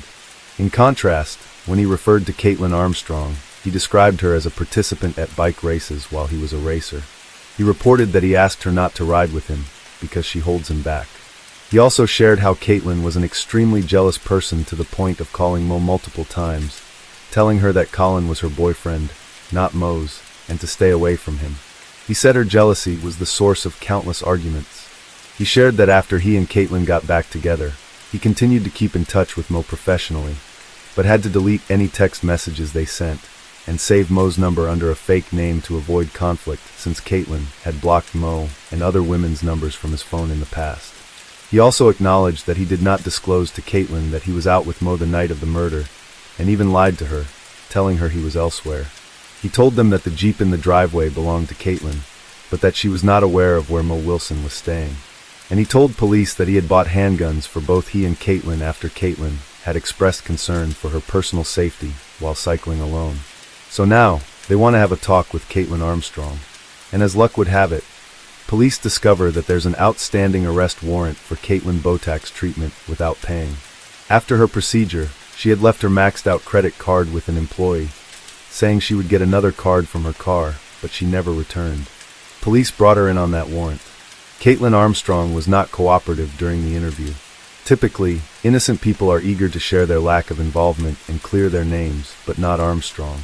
It raised law enforcement's suspicions even further. When detectives told her that her vehicle being in the area of the murder did not look good for her, she simply nodded her head in agreement, but offered no explanation as to why her vehicle would be there. And when detectives told Armstrong that Colin and Mo had gone out together on the day of the murder, she told them, "I didn't have any idea that he saw or even went out with this girl as of recently." They suspected her involvement, but they wouldn't be able to hold her long. They were told that Armstrong's date of birth turned out to be wrong on the arrest warrant, rendering it invalid. So, without enough cause to charge her with anything else, they had to let her go. Then, within 3 days of the murder, police received calls from 2 of Armstrong's friends, both of whom said they had a conversation with Armstrong, where she was extremely angry over what she felt was a romantic relationship between Mo and Colin. One of them stated that Armstrong was to the point of shaking with anger. Both recalled her saying that she wanted to kill Mo. One of the friends recalled Armstrong saying that she had either just purchased a gun or was going to. Neither took the threat seriously, attributing it to Armstrong's extreme emotional state at the time. Despite Colin's claim that he and Mo were only involved romantically during his breakup with Caitlin, evidence and statements start pointing toward more of an on-again, off-again relationship, at least around January of 2022. That is the time frame when Armstrong had the rage conversations with her friends about Colin seeing Mo. It's when she requested a gun from Strickland, and it's when Mo sent the following text to Strickland, which included, "This weekend was strange for me, and I just want to know what's going on. If you just want to be friends seems to be the case, then that's cool, but I'd like to talk about it." The next day Colin replied, "Caitlin came along to go to a meeting about the Sprinter Spartan Hotel project." In hindsight, this was not a good idea. It appeared to law enforcement that even if Strickland saw their relationship as platonic at that time, Mo did not. What was unarguable was that Strickland's name was associated with the crime. He acknowledges much by posting a statement on social media expressing, "There is no way to adequately express the regret and torture I feel about my proximity to this horrible crime." That proximity acknowledgement triggered several of his sponsors to promptly drop him. Based on all the findings and evidence accumulated over the next few days, as well as later court testimonies, law enforcement was able to establish a clear picture of how the evening transpired. After Mo and Colin went swimming to cool off on the 80-degree day, they stopped to eat at Pool Burger, where they were seen on the restaurant's surveillance camera. Their neutral interactions appeared to reflect the strictly platonic relationship they were having at the time, just as both Mo's family and Strickland maintain. After eating, Strickland drove Mo on his motorcycle to her friend's home. He dropped her off at 8:35 p.m., then left for home. 1 minute later, he pulls over and sends a text to Armstrong. "Hey, are you out? I went to drop some flowers for Allison at her son's house up north, and my phone died. Heading home unless you have another food suggestion." Then, a minute after that, a neighbor's Ring doorbell camera captures Armstrong's black Jeep SUV pulling up to and stopping at the home where Mo was staying. Shortly after that, the Ring camera shows the Jeep leaving. Turns out Armstrong actually did know where Mo was staying. She was using a fitness app called Strava, which cyclists use to track their bike ride data. It allowed Armstrong to track exactly where Mo was staying. Armstrong also had access to Strickland's Apple laptop login and password, and police documents speculate that she may have been reading his messages and knew exactly what the pair was up to. Evidence showed that Armstrong was actually following the pair for at least part of their outing. After Strickland dropped Mo off, Armstrong made her way into the home. She then shot Wilson twice in the head, and then a few moments later, stood over her and shot her again in the heart. One of the bullets also pierced her hand, which the medical examiner determined was likely the result of Mo putting her hands up to try to shield herself. Within minutes of dropping Mo off, Strickland was seen on his motorcycle some 8 miles away, logistically clearing him from any involvement in the shooting. He had arrived home shortly after 9:21 p.m., and Armstrong was not there. When she arrived home later that evening, she was neither frazzled nor acting strange. She did, however, aggressively initiate intimacy with him, exhibiting unusually forceful behavior that he didn't mind at the time, but in hindsight, says he feels traumatized by. The next morning, when detectives visited Strickland and he learned Mo was murdered, he was shocked. When he next saw Armstrong, he told her that he had been out with Mo, but uncharacteristically, she was not upset. He asked her if her car was near the scene of the murder, like detectives had described, and she told him she was at a waxing appointment, a yoga class, and a healer. He said she vanished a couple of days later.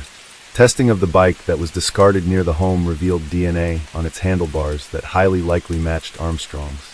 Law enforcement speculated that Armstrong either threw it there to make it look like a robbery, or she considered the bike a symbolic representation of Mo's livelihood or something dear to her, and she wanted to take that away from her. Law enforcement also discovered that on the night of the murder, Armstrong's phone was not connected to any cell network, indicating it was likely either off or in airplane mode.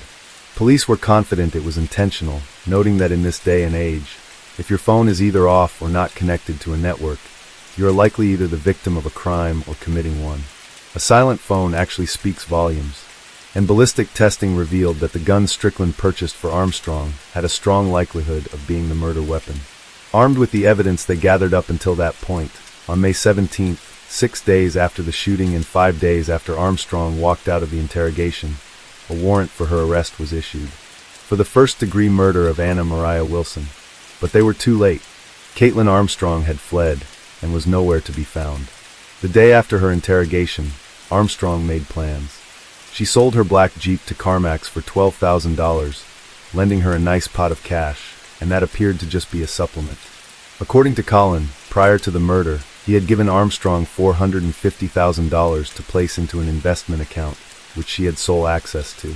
Plenty to fund her dubious plans. Meanwhile, the U.S. Marshal Lone Star Fugitive Task Force was put into action to track down and apprehend the fleeing Armstrong. They had come to learn that the warrant they thought was invalid due to the erroneous date of birth was actually valid, and they could have indeed held Armstrong in custody on that warrant.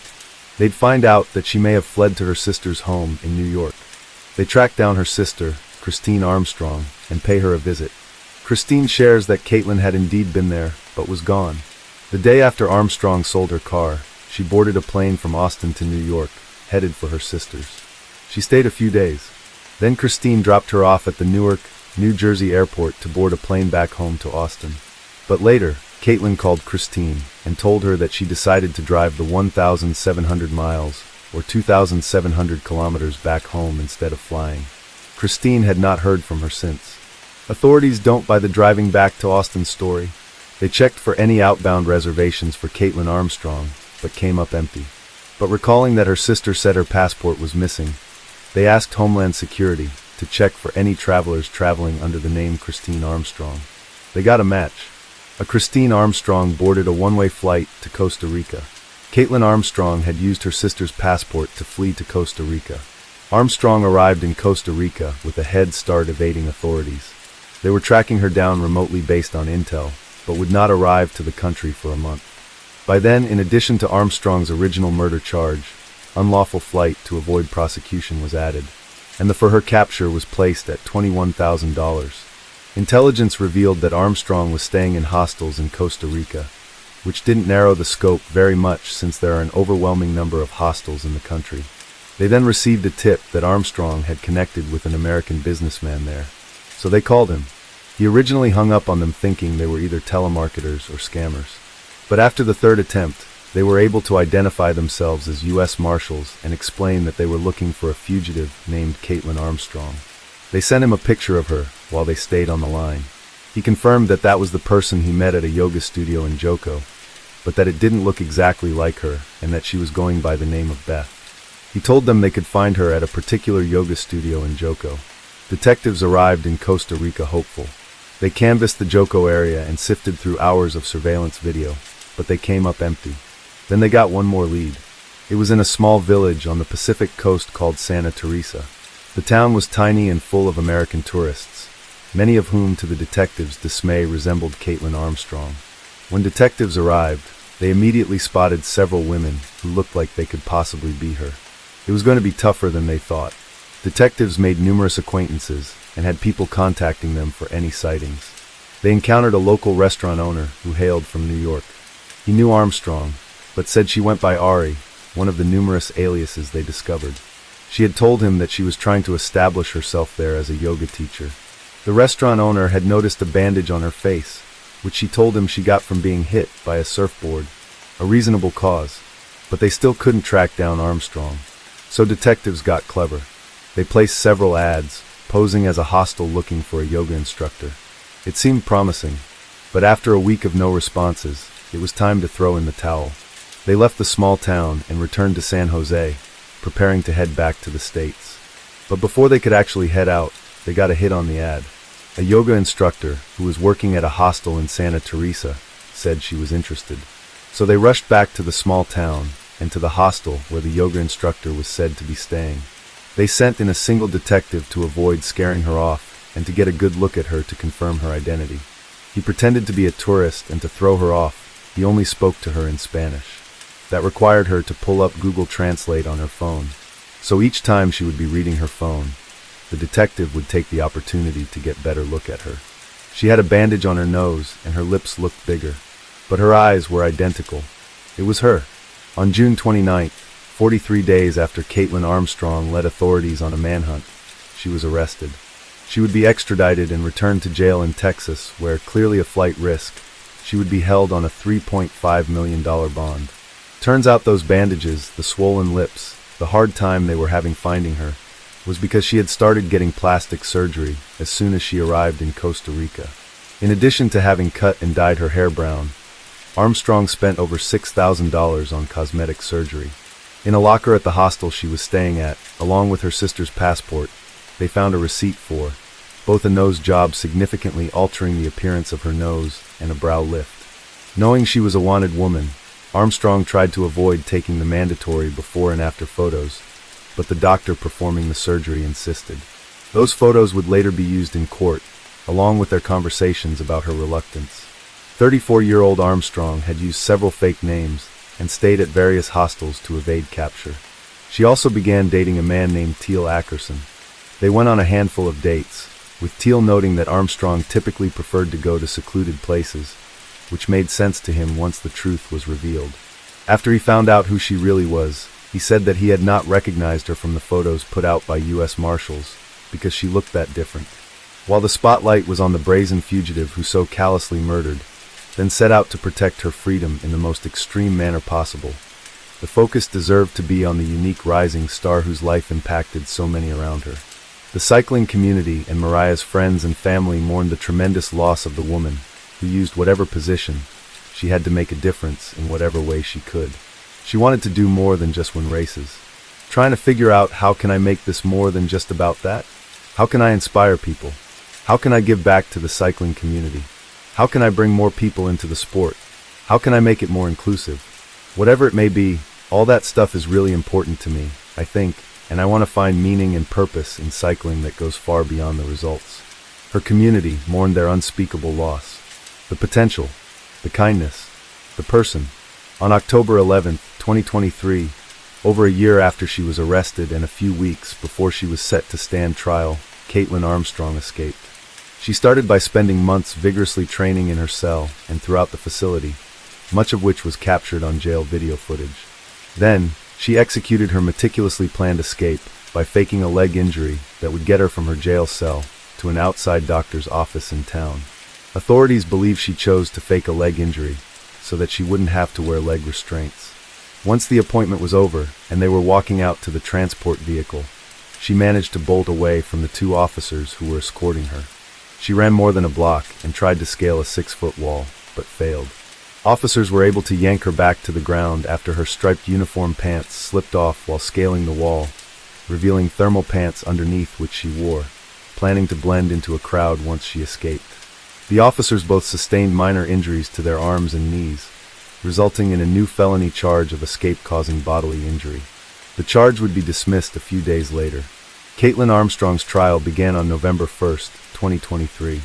Prosecutors laid out a graphic timeline of events that led up to the deadly shooting, starting with Armstrong logging into Strickland's email and Instagram accounts, all the way up to her standing over Emma Wilson as she ended her life. They outlined her time on the run, including presenting the receipt for her plastic surgery, along with evidence of Google searches like, and whether her phone could be tracked if she didn't make phone calls. All were consistent with her trying to evade capture, but defense argued that they had no direct evidence linking Armstrong to the murders. No one saw her committing the murder. Surveillance footage never showed her entering or leaving, and they argued that the ballistic evidence was not definitive. They claimed their client was trapped in a nightmare of circumstantial evidence, and that law enforcement had a theory of what happened and sought out the evidence to fit it. They argued that the reason she fled and tried to disguise her identity was that she was scared of her boyfriend. It was split. Colin Strickland was called to testify and was less than accommodating. At a time when it was time to fight for justice for M.O., he was typically uncooperative and aloof on the stand, even described as arrogant. Most reports speculate due to his cycling career being over. Apparently frustrated, there were even instances where he was rude and aggressive to media, first shoving a cameraman's camera, almost making him drop it, then later going out of his way to step on the cameraman's foot, which didn't imply any guilt, but did not present well for Strickland, personally or professionally. After a 2-week trial and 2 hours of deliberation, the jury found 35-year-old Caitlin Armstrong guilty. The same jury would convene to determine Armstrong's sentence. She had previously rejected a plea deal that would have reportedly shaved decades off of a potential life sentence if she would receive one, potentially allowing her to leave prison in her 50s or 60s. Prosecutors urged the jury to sentence Armstrong to at least 40 years in prison. The jury returned the next day, handing down a sentence of a whopping 90 years in prison, well beyond the time recommended by the prosecutors. She was also fined $10,000. She would be eligible for parole after serving at least 30 of those years in the year 2052. Her current release date is scheduled for July of 2112, when she would be 124 years old. Caitlin Armstrong is currently serving out her sentence at Dr. Lane Murray Unit, a women's prison located in Gatesville, Texas. At the making of this video, it has been 6 months since she was sentenced and little is known about her experience there. It is known that Murray is one of the many prisons in Texas, and its unbearably hot summers that does not have air conditioning. So there's that. A month after Armstrong was sentenced, her new attorney filed a motion for a new trial claiming that her previous attorneys did not present enough character witnesses to demonstrate Armstrong's traumatic childhood. The motion also claimed that she was pregnant about the time she was arrested. Her new attorney claimed that had more witnesses testified about Armstrong's traumatic life, and had they known she was pregnant around the time she was arrested, her punishment might have been less severe. The court filing did not state who she was pregnant by, what happened to the pregnancy, or any evidence supporting it. Many speculated that it was yet another attempt by the convicted murderess to avoid facing the consequences of her selfish, brutal act. Colin Strickland has essentially vanished from the public eye. After extensive research, we couldn't find any evidence of whether he continues to race or not. But regardless, any public information about him during the 6 months that have passed since he is non-existent. A few months after Mo's death, at Keens Trails in East Burke, where Mariah spent so much time biking and skiing, a trail was built in her honor, called Mariah's Ascent. The trail was a collaborative effort from numerous diverse groups of volunteers who donated hundreds of hours to honor Mo. Also to honor Mariah's memory, the Wilson family created the Mariah Wilson Foundation. They said in her journal, she wrote that her mission was to inspire to ride bikes and be active, whatever that may look like. We want to do what Mariah didn't have the chance to do. What she had said about cycling, we now say about sustaining her legacy and impact in our community. We can't not do this. We hope this video did justice to Mariah Wilson. Mo's spirit and outlook were bigger than life. She used the power of what she had at her disposal, what some might consider a limited platform, and used any advances she fought to achieve to reach out to and bring in others in a meaningful way. Case 4. Michelle Lonzinski was born and raised in New Jersey along with her older brother and sister and a younger brother. It was when Michelle was 16 and visiting her older brother in the nearby city of Walker, New Jersey, that Michelle met and began dating George Wiltsey. A year later, on August 6, 1985, when Michelle was 17, the pair welcomed a son, Timothy, who the family lovingly called Timmy. The relationship quickly crumbled, however, and 6 months after having Timmy, Michelle and the baby left and moved in with her sister in South Amboy, New Jersey. Having dropped out of high school, Michelle would take on various low-paying jobs, sometimes 2 at a time, and eventually move out of her sister's home and into her own apartment.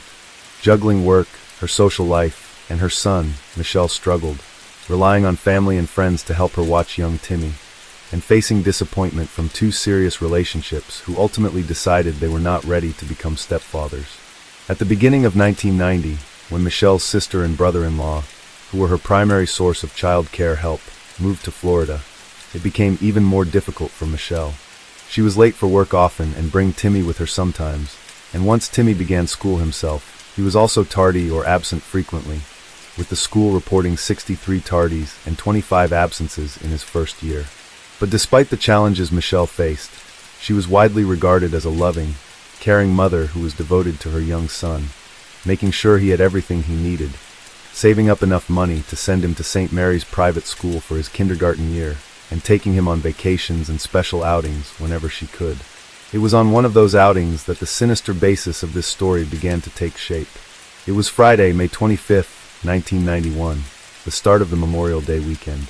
23-year-old Michelle Lonzinski, had made plans to take 5-year-old Timmy to the local carnival that was in town in nearby Sayville.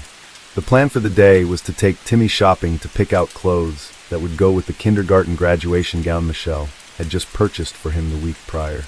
Michelle planned to complete the shopping in the morning, then take both Timmy and her infant niece to the carnival in the evening.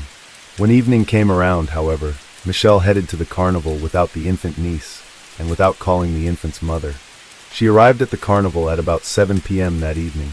Sometime around 7:30 p.m., Michelle ran into her 13-year-old niece, Jennifer Blair, along with Jennifer's friend. Michelle was looking around frantically and told the girls that she'd lost sight of Timmy when she went to concessions to buy a soda. The three soon reported that the boy was missing to the Sayville police officer on site at the carnival. Recognizing the urgency of the situation, the officer called for backup. Additional officers arrived and joined in the search for the missing boy. The carnival was shut down, and despite exhaustive search efforts by the large volume of police officers, firefighters, trained dogs, and numerous volunteers that joined in, there was no sign of Timmy at the carnival or in the surrounding area. The search continued until 2 a.m., when it was finally called off for the night. The search for Timmy resumed the next morning at 5:30 a.m., with over 300 people searching the park and surrounding neighborhoods. Helicopters and diving units were deployed, leaving no stone unturned. By noon, the Sayville Police Department was convinced that given their exhaustive search, the boy was not in the park and there was nothing further they could do. So they called off the search. Police had already searched Michelle's car the day of the disappearance in search of any clues, but found nothing. They searched it again this second day, along with her home, still finding nothing. 4,000 flyers were circulated throughout the community, and police continued to follow up on leads called into the station. Timmy's father, George Wiltsikitz, ruled out as a suspect since he was at home in Iowa at the time. Police interviewed carnival workers and visitors from that day to see if anyone recalled seeing the boy. 2 witnesses, as well as a group of teenage boys, were confident they saw someone who matched the description of Timmy before the time of the disappearance. One witness said she saw and even had a conversation with Michelle prior to the disappearance, and there was no one with her. Police searched Michelle's apartment, but like with her car, found nothing helpful. They also placed a tap on her phone to record the phone numbers of all incoming calls. They interviewed her former boyfriends, Timmy's father, and anyone of interest. Timmy's face appeared on milk cartons displaying missing children, and he was even featured on America's Most Wanted twice, including just days after his disappearance. Police are initially baffled by this child disappearing among such a large crowd of people undetected, but once they begin interviewing Michelle, they begin to form suspicions. Michelle originally reported to police that at about 7:15 p.m., she left Timmy by the side of a trailer while she went to buy a soda from concessions. Then when she turned around, he was gone. She also gave police an account of their activities prior to going to the carnival, which included playing kickball and visiting the petting zoo at Homedale Park that afternoon. However, according to the Homedale Park police, the lot where she said they parked was closed that day. Police interviewed friends and neighbors, and couldn't find anyone who had seen her son that night. The last time anyone who knew him had seen Timmy was around 11 a.m., on the morning that he disappeared. When police interviewed Michelle about a week after the disappearance on June 4th, she reiterated her account that she lost sight of Timmy when she went to purchase a soda, and that she had no idea where he was. But when they interviewed her again just 2 days later on June 6th, while she began by stating she didn't know where Timmy was, after a few hours she changed her story. She reported that she saw an older man take Timmy off of a ride and walk into a younger man. She said she yelled out, but the older man told her to stay away or the boy is going to get injured. The detectives pressed further and she said, "You wanted to hear something, so I told you." She returned later that day and said she made up the story. That would be just the beginning of a bizarre string of stories. With her changing story, police focused in on Michelle. They called her back in the very next day for further interrogation with the same detectives, and she didn't disappoint. This time her account changed even more dramatically. She told detectives that while Timmy was on a ride at the carnival, she was approached by a woman whom she knew by the name of Ellen. She said she knew Ellen because Ellen used to cash welfare checks at the bank where Michelle had worked as a teller a few years back. She claimed that she was also a go-go dancer at a local club. She said Ellen was accompanied by 2 men and a young girl and offered to watch Timmy while Michelle purchased a soda. When Michelle returned, however, Timmy was gone, as were Ellen, the two men, and the young girl. Michelle explained to detectives that she had withheld this information about Ellen out of concern for Timmy's safety. Given Michelle's ever-evolving story, police decided to enlist the help of her boyfriend, Fred Bruno. They had him secretly record her in an attempt to get her to share what truly happened, but they came up empty. Michelle told him the Ellen story of the moment that she was currently telling police. So a week after their last interview with her, they called her in for another morning interview.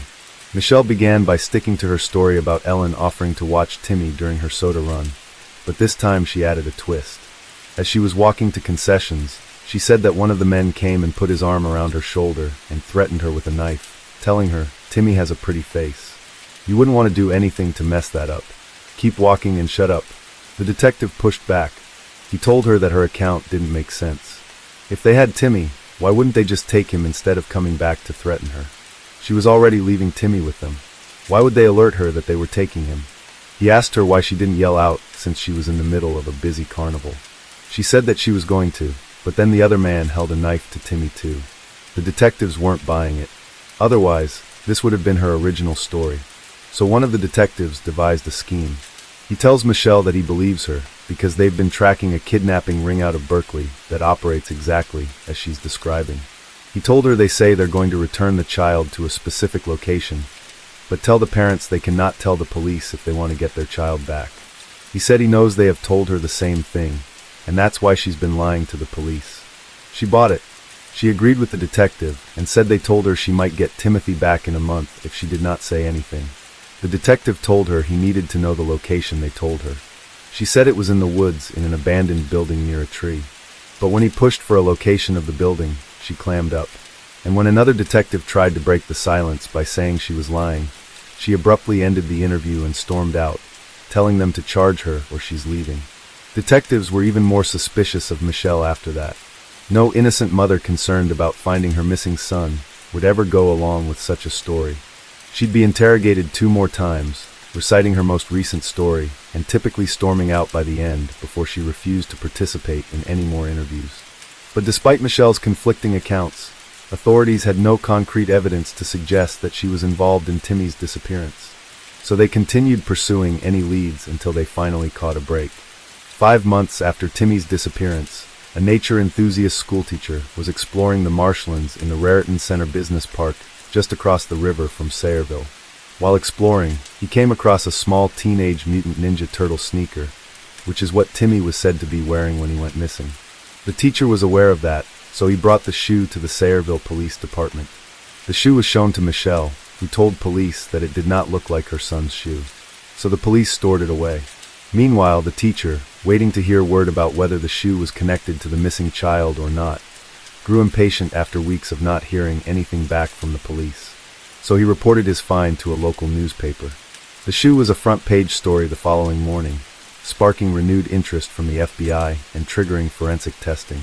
This renewed interest and media attention also triggered Michelle to call the police station and tell them that the shoe may indeed have been Timmy's.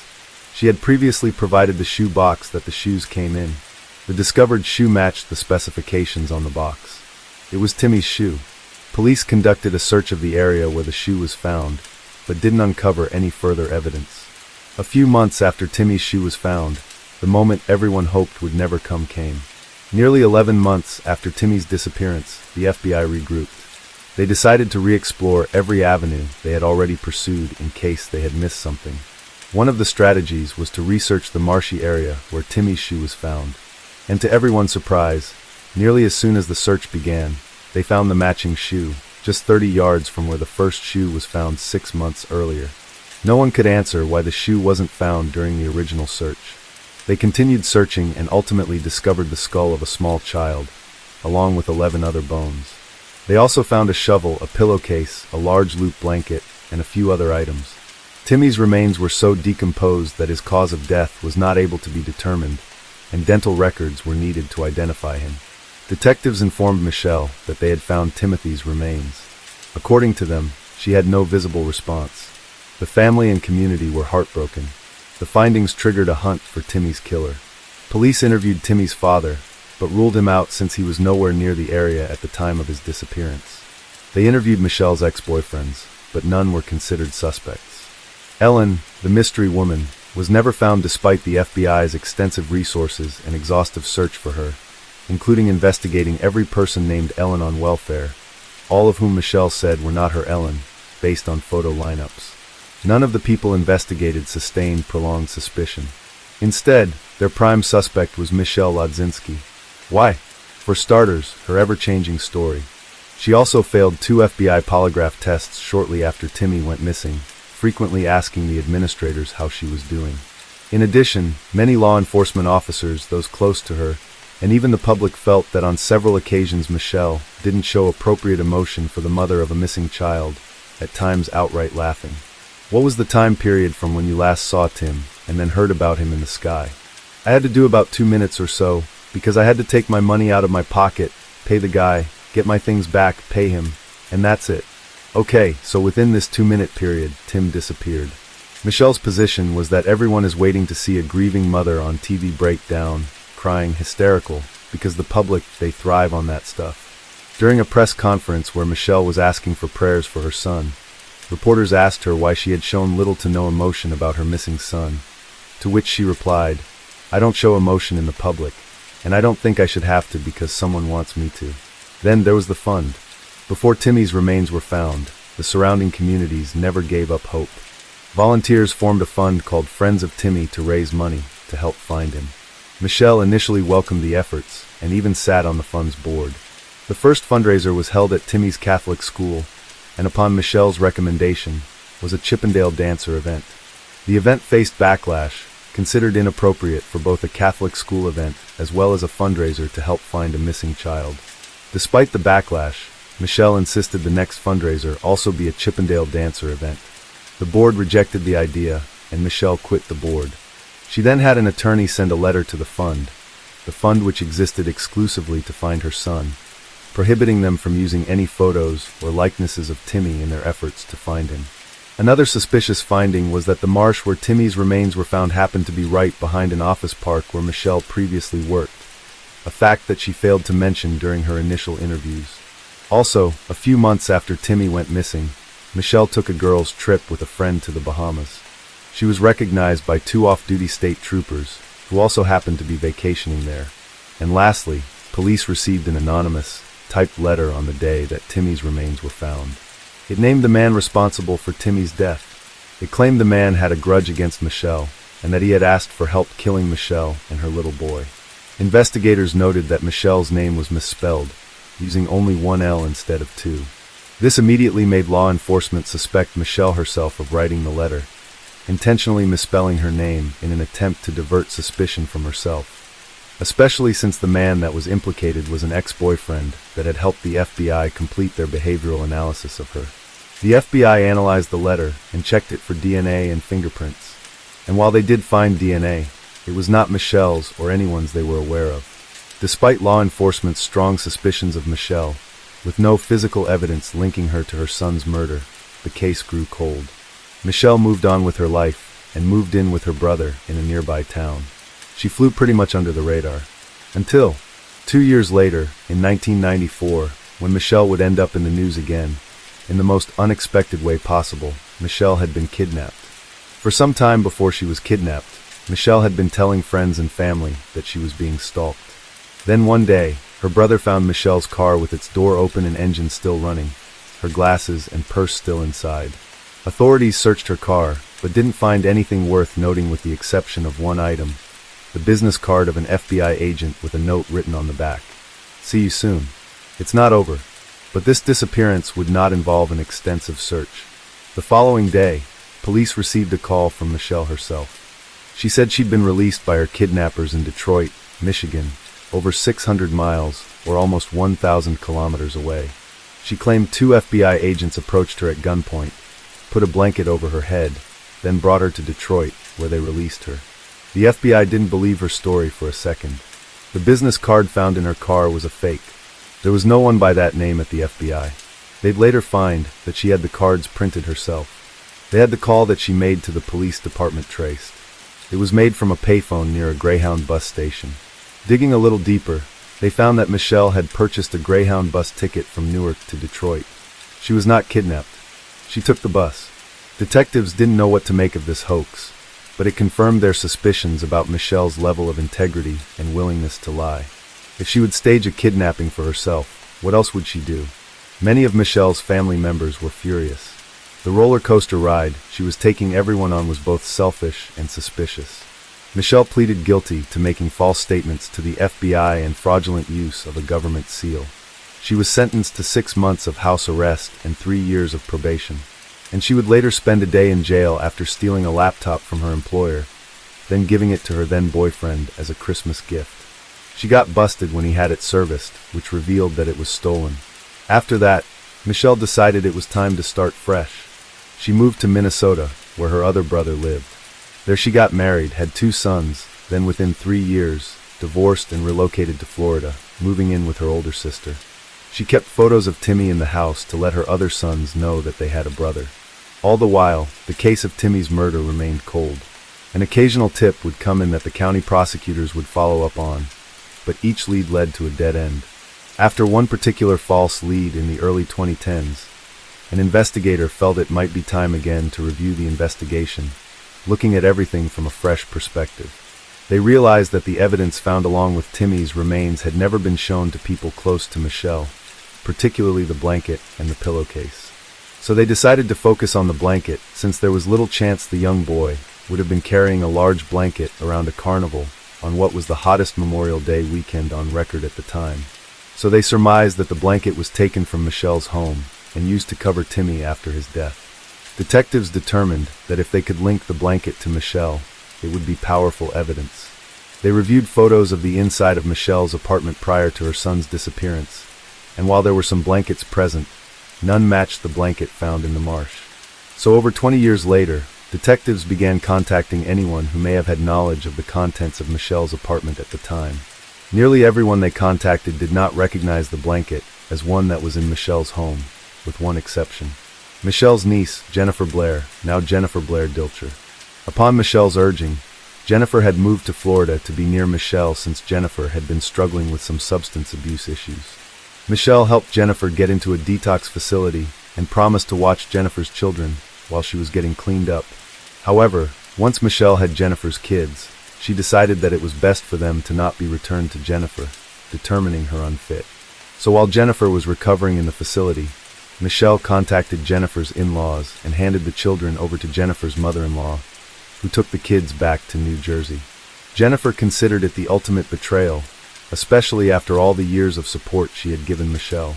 Now estranged from Michelle, detectives contacted Jennifer and asked her to try to rekindle her relationship with Michelle and solicit information about the murder. That approach didn't work, so next they asked her to come in to see if she recognized something. Jennifer arrived at the police station, not knowing what they wanted to show her. When she entered the room, there was a dirty, tattered blanket laying on the table.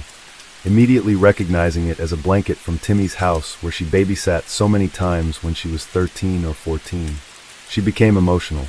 Now that they had a witness placing the blanket at the home, on August 6, 2014, which would have been Timmy's 29th birthday, police arrested Michelle and charged her with the murder of her son. The criminal trial began on March 16, 2016, nearly 25 years after Timmy was murdered. With the blanket being the only evidence turning the case against Michelle into a viable one, and only the single witness tying the blanket to the house, the prosecution's connection was limited. But a few months before the trial, they caught a break. 2 other women who had babysat Timmy saw the photos of the blanket and stated that the blanket did indeed come from the home. One of those witnesses was 15 to 17 when she babysat Timmy a few times. The other was 14, again having babysat a few times 25 years prior. The prosecution contended that Timmy had become a burden to the young mother, struggling to provide care while maintaining a social life, bouncing from job to job, and unable to find a steady, satisfying relationship. They focused on the changes in Michelle's story, her unemotional behavior throughout the time her son was missing, and initially not acknowledging she worked near where her son was found. Among the witnesses they presented was the woman who said she spoke to Michelle at the carnival and never saw a child with her, nor did Michelle mention any child. They also called Michelle's ex-fiancé. He testified that he wasn't surprised when Timothy was attacked by the German Shepherd dog next door, knowing that Michelle would still leave Timothy outside alone with the dog, despite his warnings for her to not do so. The attack required 72 stitches to Timmy's face. He also testified that Michelle reminded him of an older sister watching her little brother, bothered by the responsibility and feeling like she was being pressured into having to watch him. He canceled the engagement after he considered whether Michelle would be a good wife, mother, and partner in life, and his answer was no to all three. He became engaged to someone else about 1 month before Timmy disappeared. The prosecution also called Michelle's brother's girlfriend at the time, who testified that on one occasion when she was watching Timmy, Michelle had to work late and instructed her to send Timmy home with a man the girlfriend did not know. But Timmy didn't want to go with him, which made Michelle angry, so when Michelle arrived to pick Timmy up, she pulled him down the stairs and pushed him into the car.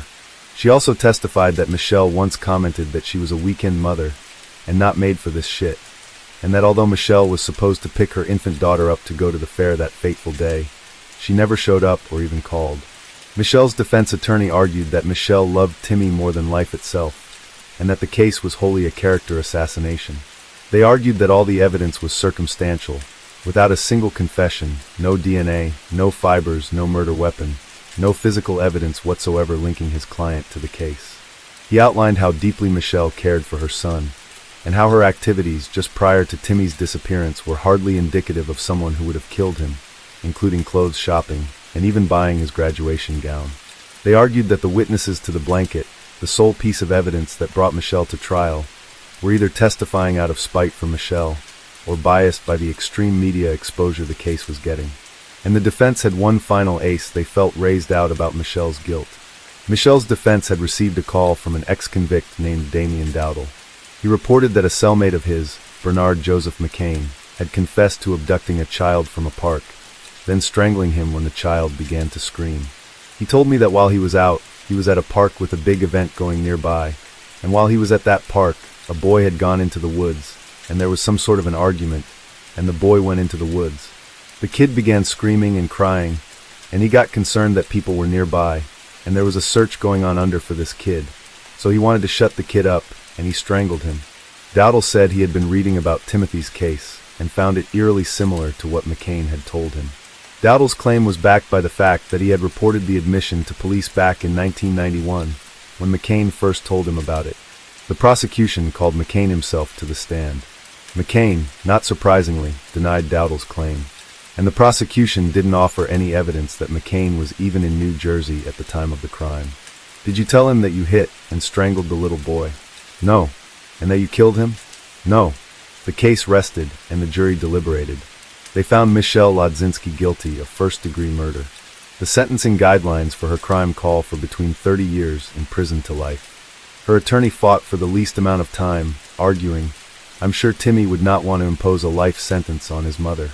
On January 5, 2017, 49-year-old Michelle Lodzinski was sentenced to the minimum 30 years in prison. The judge remarked that she will be old and gray by the time she is released.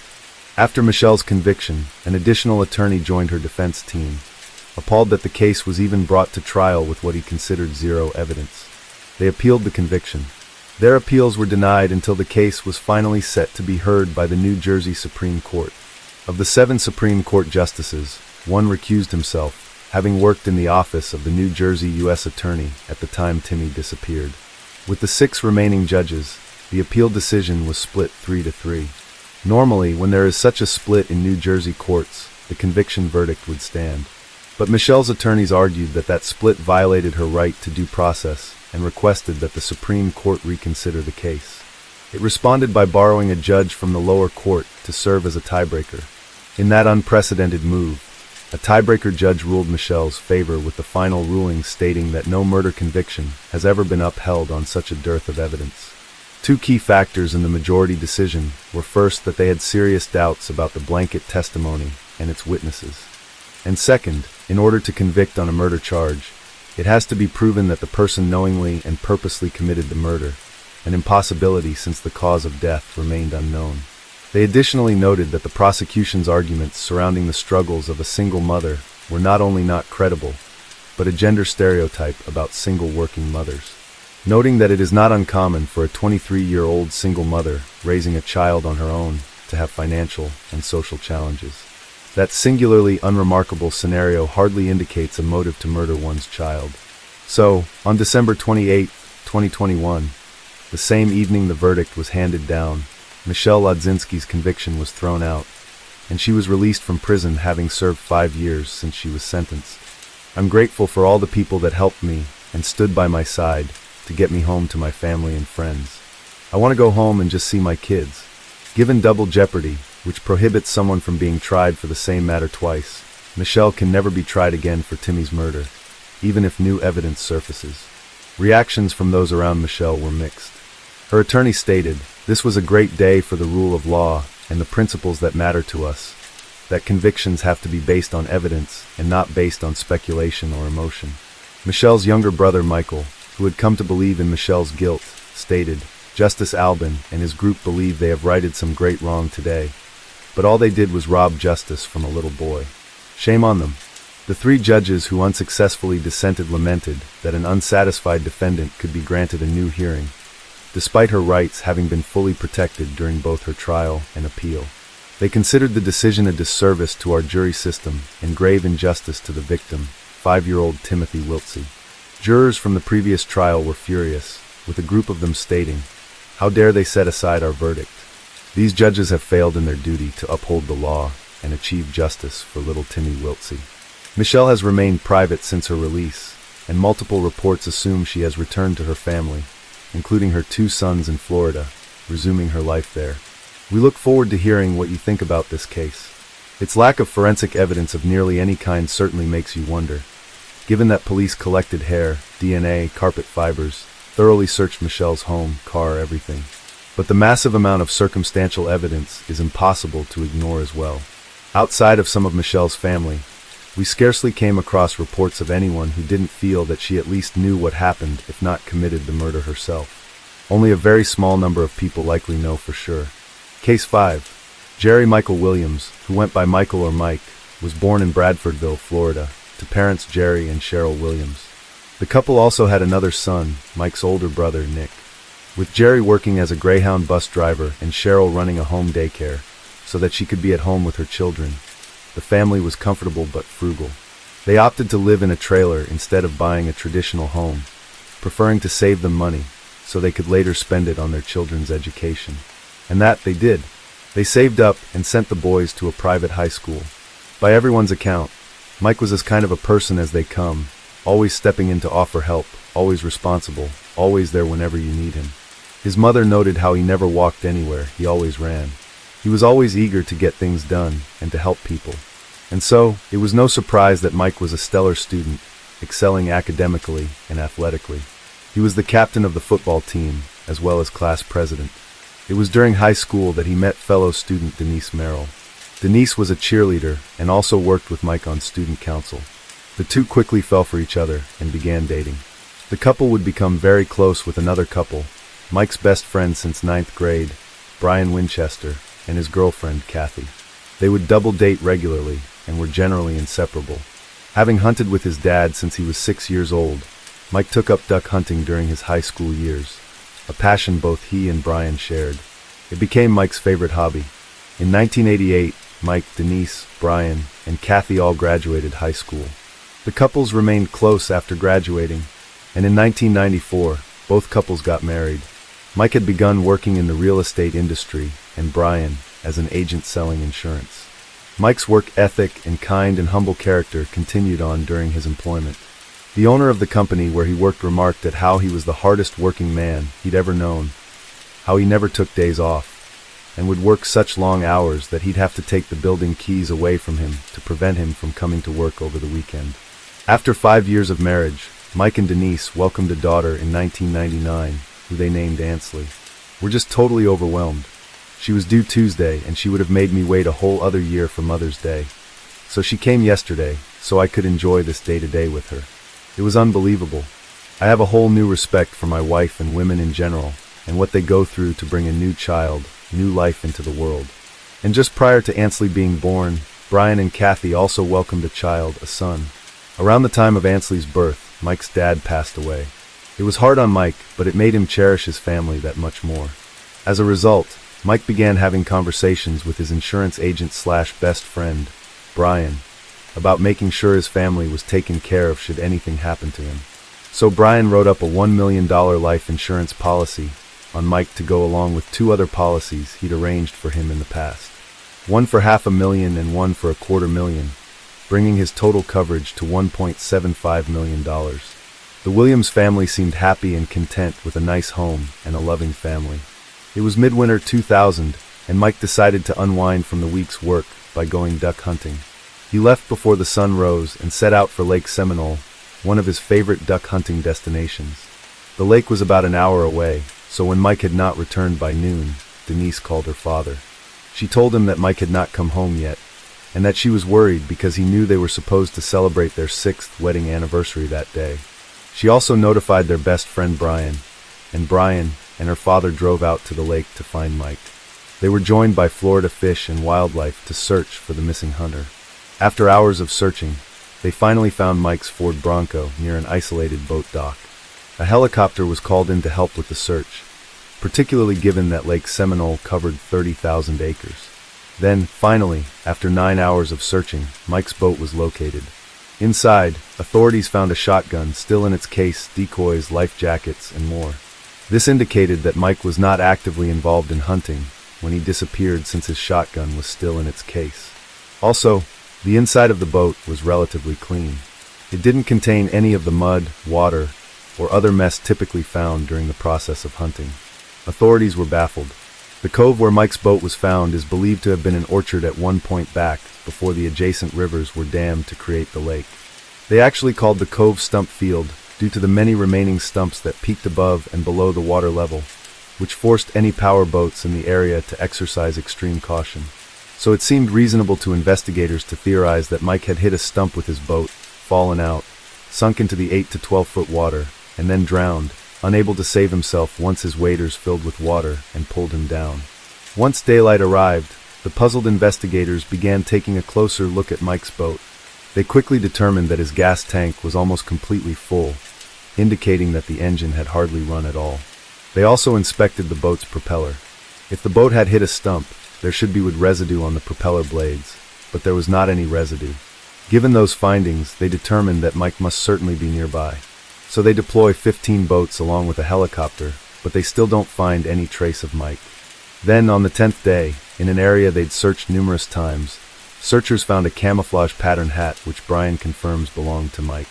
Authorities continue searching for days, then weeks, then months, but with little optimism of finding Mike alive. By February of 2001, the search is called off.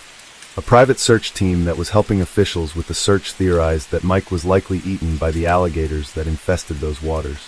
But that theory didn't ring true to many people, including Mike's mother, Cheryl Williams, who used to worry about the alligators whenever her son went hunting. She would later recall, "I was always afraid that an alligator would get him.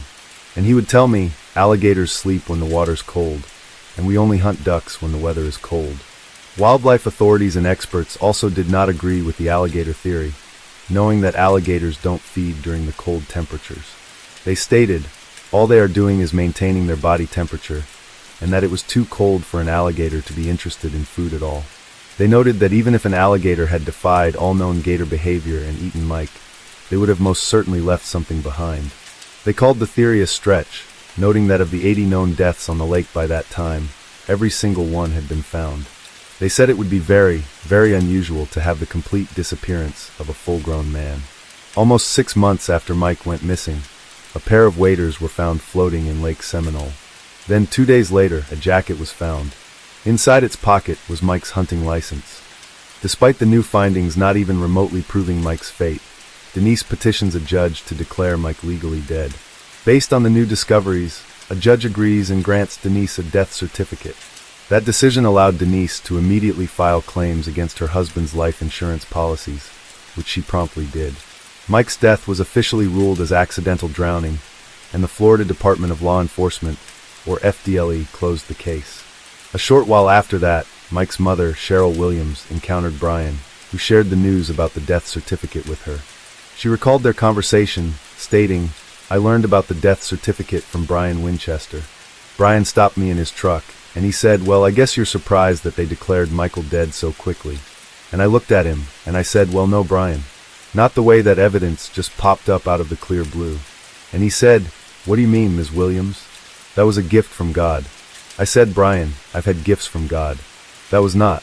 Those waiters were planted, and many others agreed. Fish and wildlife, who had instantly rejected the alligator theory, were highly skeptical about this mysteriously appearing evidence. But tasked with analyzing the clothing, they scrutinized the suspicious waiters, looking for any signs of deteriorated human remains, trauma, or alligator teeth marks. They didn't find any.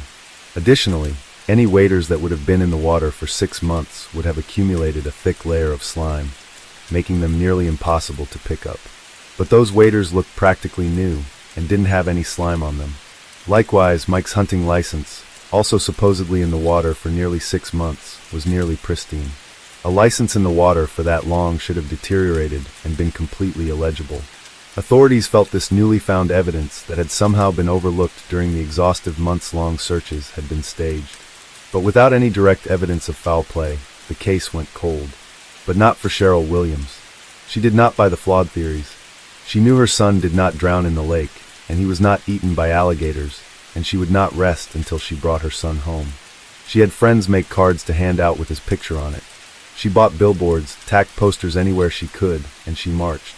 She took her homemade picket sign to churches, to the police, and took whoever she thought could help her, trying desperately to get authorities to reopen her son's case.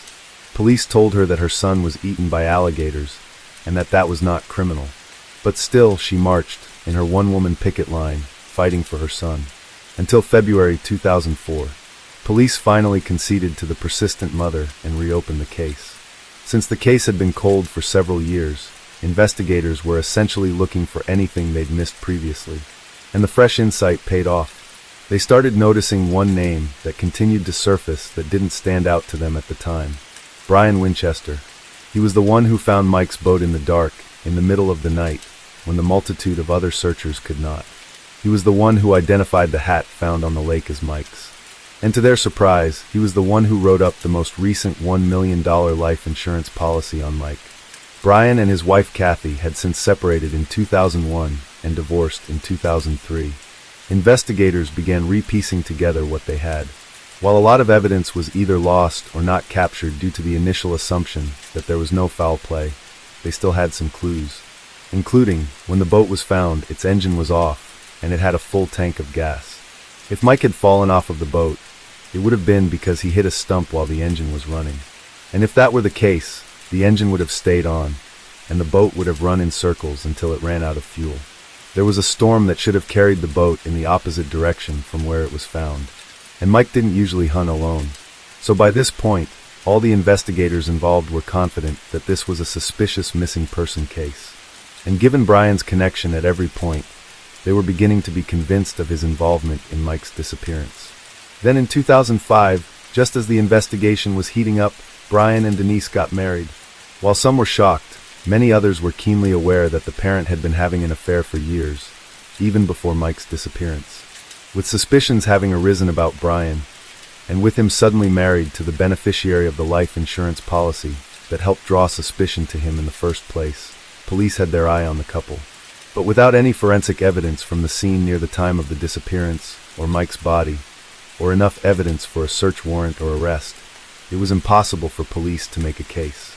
So even though they felt strongly that the newly married Winchesters were involved, the FBLE closed its case in 2006 and stopped returning Sheriff Williams' phone calls. But investigators never lost sight of the case. They were patient. They knew that someday something would happen. Someone would crack and reveal the truth. And they were right. By 2011, with the case still cold, Cheryl Williams had not given up. Starting New Year's Day 2012, she began writing one letter each day to Governor Rick Scott, requesting either a special prosecutor or someone other than the FBLE investigate her son's death.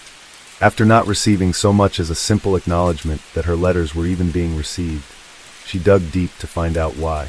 She found that the governor's office had forwarded each and every one of her letters, unopened, to the FBLE, where they were being placed in a case file. Cheryl was livid, but she would not have to fight too much longer. At the end of 2012, Denise and Brian Winchester became separated. Then, a few years later in 2015, Denise filed for divorce. Brian fought the divorce as long as he could, but ultimately had to concede. And as they were in the final stretch of the divorce, on the evening of August 5th, 2016, Denise was in her car talking with her sister, when she noticed someone emerge from the back seat. It was Brian. He was distraught over the divorce, and because she had not returned his calls or texts. His mother had also just been diagnosed with terminal cancer, and his teenage son, he had with Kathy, decided to move in with her instead of him. He held Denise at gunpoint and ordered her to drive. Instead of going where he told her to go, she pulled into a CVS parking lot. She was able to talk to him and calm him down. She then drove him back to his truck. When he got out of the car, he grabbed several things from her back seat that he brought with him, including a couple of sheets, bleach, and tools. He clearly had plans. He apologized to her and made her promise not to report their little encounter to the police, which she promptly did the moment he left. At the Leon County Sheriff's Office, Denise reports that her estranged husband kidnapped her at gunpoint, and he put it right here in my ribs. He put it right here, and he goes with this, and he pressed it in there. And so I just kept saying, you've got to stop living that way.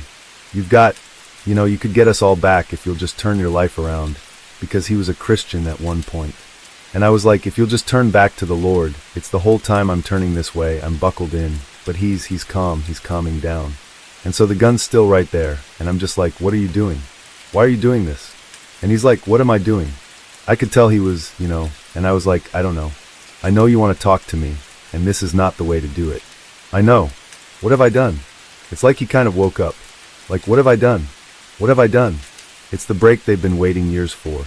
The FDLE are immediately called in, and everyone involved is fully aware of the background, the scenario, and the stakes. During her 3-hour talk with police, they go for information about Mike's disappearance. Where do you think Mike's buried at? Oh, I have no idea. Any speculation on that? On where he's buried? Buried. I believe. You don't really believe he died on the lake. I do. Why? I just always have. That's what I believe. And I have, from when he was saying roundabout, I don't know. I talked with the last 2 people, and I can't remember if he wanted me to turn left or right. No.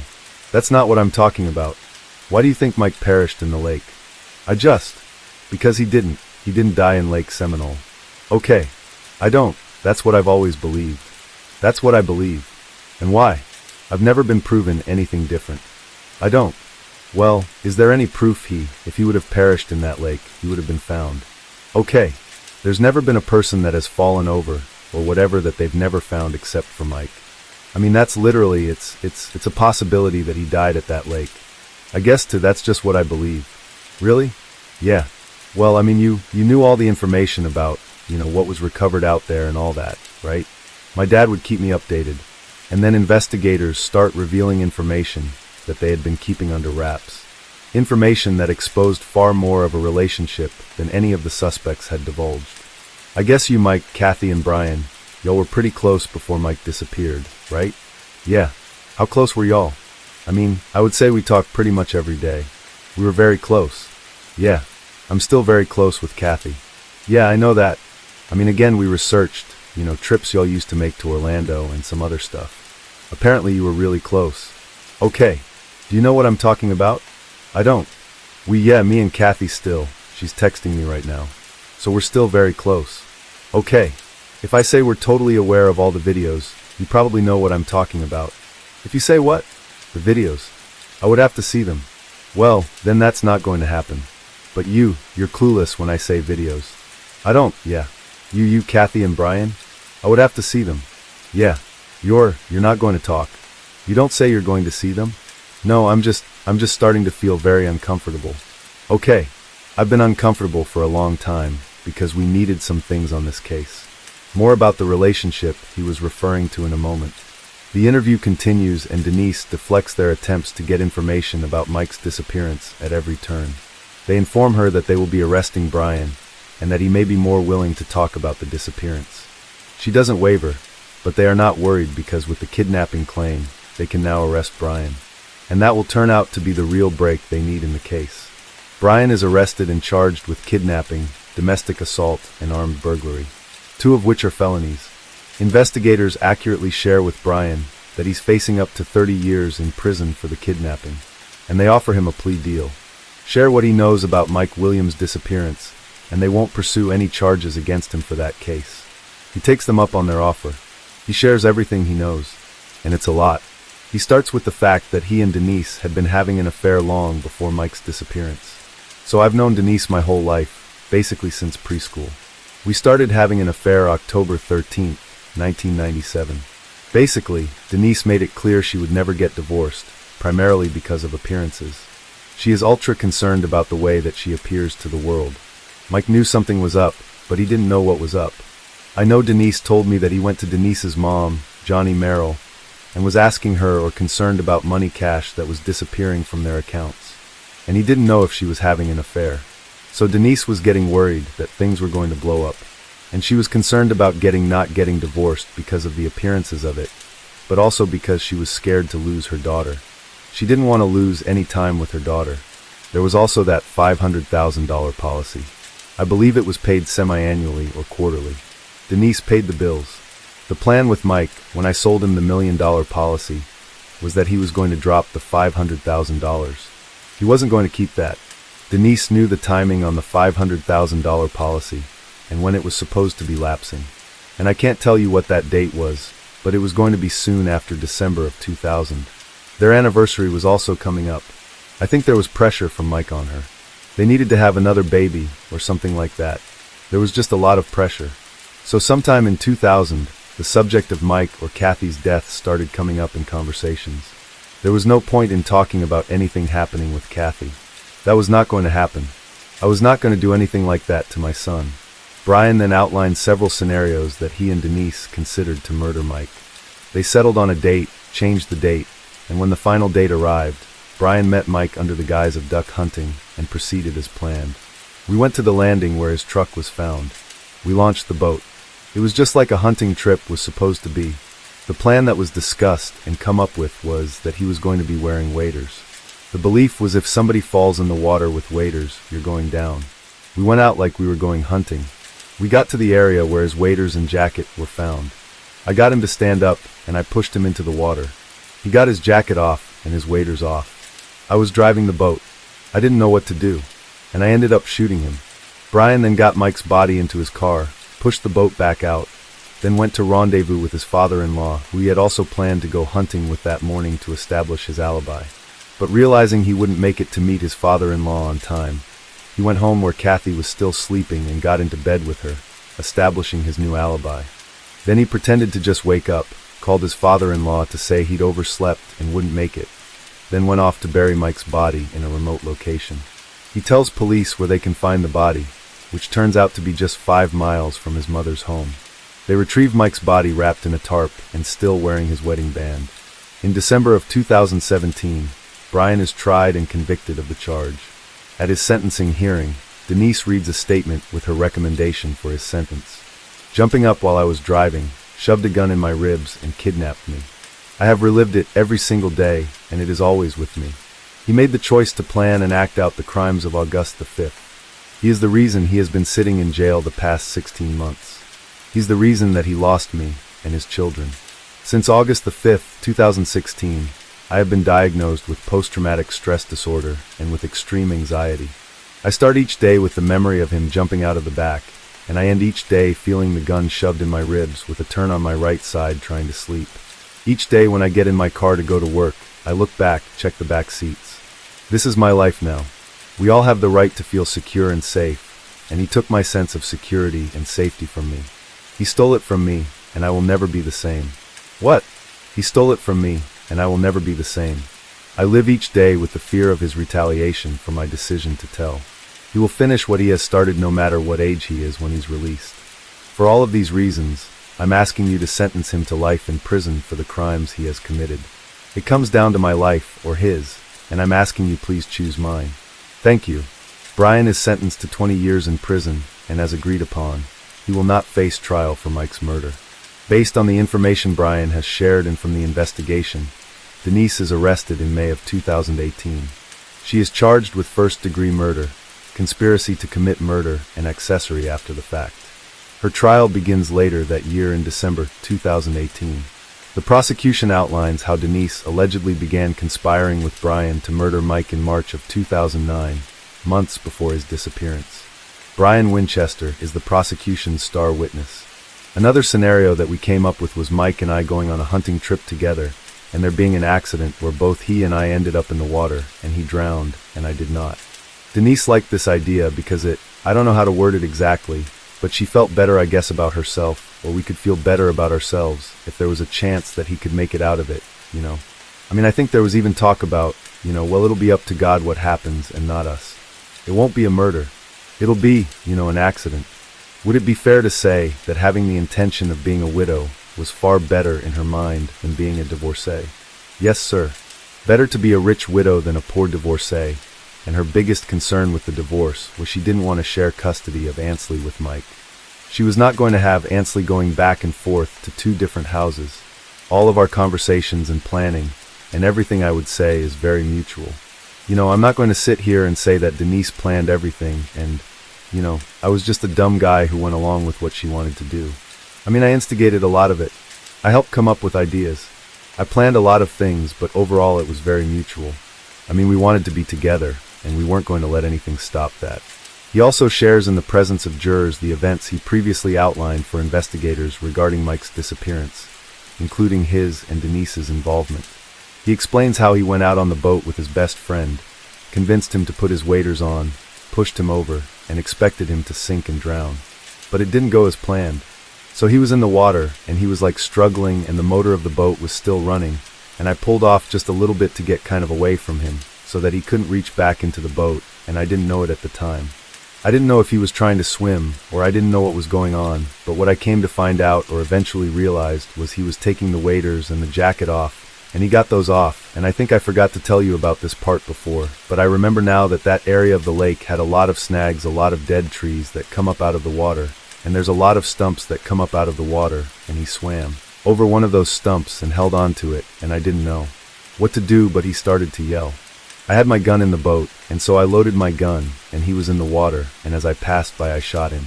And for good measure the prosecution also drops a bombshell. They show Brian some photos. Do you recognize those photographs? Yes, sir. What are those photographs of? They're photographs of Denise with my first wife, Kathy, of a sexual nature. And where were those photographs taken? Panama City. And when was that? I believe this was after Mike's death occurred. He also explained that the attempted kidnapping of Denise occurred because he was afraid that with the pending divorce, Denise might decide to divulge the truth about Mike's disappearance and turn him in. So in the car he made her swear to never tell anyone, and to take their secret to the grave. She promised that she would never tell. The prosecution lineup also included Cheryl Williams. When the article came out in the newspaper, Denise called me on the phone. She was livid. She said, "You and Nick need to come over here right now." We went to her house in the front yard. We weren't even invited inside. She was screaming at me. She was mad about the article, and she said, screaming at me, "I don't ever want to hear Mike's name again. I don't ever want to see Mike's picture in the paper again. I don't ever want to know anything you're doing about Mike again. I have to get on with my life." The jury deliberated for 8 hours. They found Denise Williams Winchester guilty on all charges. Before her sentencing, there was one woman who had worked tirelessly for 17 years and had something to say. Judge Hankinson, for the next 17 years, I made telephone calls, put up missing person signs, compiled my notes into a book, and had people post on social media for me. With the help of friends, we raised money and put up billboards. I bought ads in the Tallahassee Democrat and worked with Twin City News asking everyone to help me find Mike. I stood on street corners waving my picket signs with pictures of Mike on them. I was cussed out by ministers for being too close to their church. I wrote 2,600 letters to the governor of Florida asking for help in finding my son. They told me Mike drowned and got eaten by alligators, and there was no need for an investigation. They laughed at me and called me crazy. 9 months after Mike disappeared, his wife Denise told me if I continued to seek a criminal investigation, I would lose Ansley, my granddaughter, Mike's only child. Judge Hankinson, I am a fighter, not a victim. I love Ansley, but Mike was my son. Instead of investigating, they chose to ridicule and call me crazy and tell me that I didn't do things the right way. There is no manual to tell a mother what to do when her child goes missing. I just did what God put on my heart to do. Judge Hankinson, not only did Denise kill my son, she stole my granddaughter Ansley, Mike's only child. For her entire life, Ansley was raised in a house with the murderers of her father, while being denied the love of her father's family. I am asking you to lock Denise Merrill Williams Winchester up for the rest of her life with no chance of parole. She has already lived 18 years longer than my son. She got to watch Mike's daughter grow up. Nick, Mike and I didn't. Judge Hankinson, for the rest of my life, when I try to sleep at night, I will see my son clinging to a tree stump and legs in the door, knowing that his best friend is trying to kill him. I hear his voice screaming for help. I wasn't there to help him. It will haunt me forever. We are in this courtroom today because of God, not Cheryl Williams. I am Mike's mother, and I did what God told me to do. My son's horrific death demands justice. With today's sentencing of Denise Merrill Williams Winchester, I believe justice will have been served. Thank you. Thank you, ma'am. Denise Williams Winchester was sentenced to life in prison for the first-degree murder charge and 30 years for conspiracy to commit murder. Denise Winchester appealed her conviction and sentence, and in November of 2020, her first-degree murder conviction was overturned. The court ruled that the state failed to prove that she helped Brian Winchester commit the crime. Her conviction on conspiracy to commit murder was upheld. Denise is currently serving out her 30-year sentence for that crime at the Florida Women's Reception Center in Ocala, Florida. The state of Florida is appealing the overturned first-degree murder conviction in an attempt to have it reinstated. Brian Winchester is serving his sentence at Wacola Correctional Institution near Tallahassee, Florida. He will be eligible for parole in 2034, at which time he will be 63 years old. As far as we have learned, Cheryl has still not seen her granddaughter. She said to take out an ad each year on Ansley's birthday in hopes that she'll see it and contact her.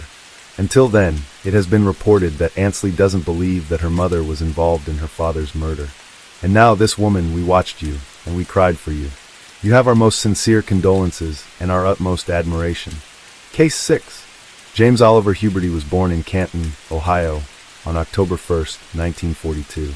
In the early 1950s, Huberty's father purchased a farm in the Pennsylvania Amish country, but Huberty's mother refused to live in the Amish country and left the family to become a religious missionary. From then on, Huberty became a loner with an explosive personality.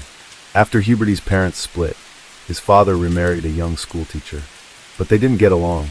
When Huberty's father, who was explosive himself, would arrive home each day, he'd fire off 10 to 12 shots to warn the family that he was almost home. In 1962, Huberty enrolled at a community college, earning a degree in sociology. He later attended the Pittsburgh Institute of Mortuary Science, where he received a license in embalming. It was there that he met Etna Markland. The two married in 1965 and had 2 daughters. The family of 4 would soon move from Canton to Massillon, Ohio, where Huberty found work as a welder. There, the couple would establish their reputation for violent behavior, with James Huberty once shooting his German Shepherd in the head when a neighbor complained about it damaging his car. And another neighbor noted how he'd noticed Huberty's front door ajar, with Huberty sitting just inside it, holding a shotgun. Threats and altercations toward neighbors were frequent. And Etna was volatile as well, once threatening another mom with a 9mm handgun after an altercation which Etna herself aggressively initiated. Domestic violence was also a regular occurrence in the household, as were complaints from neighbors about the Hubertys and from the Hubertys about neighbors. When calls would come to the local police station about minor incidents, officers would joke that it was the Hubertys again. Then, in 1982, after 10 years of working as a welder in Massillon, Huberty was laid off. As a result, he became concerned about making his house payments. He worried constantly, and he blamed the country, the government, and Ronald Reagan for his misfortune. He was so disenchanted with his country that he applied for residency in Mexico, an odd fact since he was known to harbor extreme hatred toward immigrants, especially Mexican immigrants.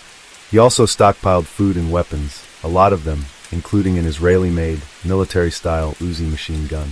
The following year, 1983, the family moved briefly to Tijuana, Mexico, then finally to San Isidro in January of 1984. There, Huberty landed a job as a security guard, but he was fired on July 10th, 8 days before the shooting, due to poor work performance and general physical instability. On the day before the shooting, 41-year-old James Huberty called the San Diego Mental Health Clinic, requesting an appointment.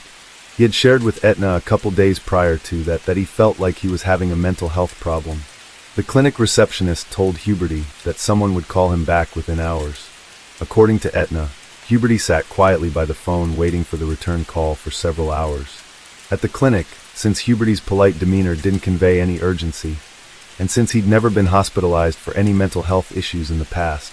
She lobbed the call as non-crisis, which slated it to be handled within 48 hours. After waiting, Huberty left for a while, returned, had dinner with his family, and appeared normal. The next morning, Huberty attended a minor traffic court hearing, then took his family to lunch at a nearby McDonald's, different from the one of the incident, and then to visit the San Diego Zoo. While strolling the zoo, he told Etna that his life is effectively over and that society had their chance, referring to the clinic's failure to return his call the previous day. The family returned home after the zoo. It was right after that, at around 3:45 p.m., that Huberty walked into their bedroom where Etna was relaxing and kissed her goodbye, something he'd normally not do. She asked him where he was going, and he calmly replied that he was going hunting for humans. Etna would later state that she didn't take him seriously, as he'd made similarly bizarre statements throughout their marriage. The couple's 12-year-old daughter, Zelia, who noticed that her father was strapped with all his weaponry as he was leaving, assumed he was going out to target practice at a rural location, like he often did to alleviate anger. But he was not. James Huberty got into his black Mercury Marquis and drove. He first drove toward a Big Bear supermarket, then toward a U.S. post office, before finally entering the parking lot of the McDonald's at approximately 3:56 p.m., just a short block from his Averill Road apartment. He was carrying a Browning 9mm semi-automatic pistol, modified to make it automatic, a 12-gauge pump-action shotgun, and a 9mm Uzi semi-automatic rifle, the weapon he would primarily use during the massacre. He also had a box and a cloth bag filled with hundreds of rounds of ammunition for each weapon. 45 customers were inside the restaurant. Sadly, mass shootings in the U.S. are all too commonplace today, but in 1984, they were an almost non-existent occurrence. So as the massacre began to unfold, the understandably unassuming victims in the restaurant thought the whole thing was a joke, and they, along with law enforcement, were placed in unfamiliar territory without effective strategies for survival or for stopping the massacre. Huberty entered the restaurant and armed with the Uzi. He first aimed it at 16-year-old John Arnold. Huberty pulled the trigger, but nothing happened.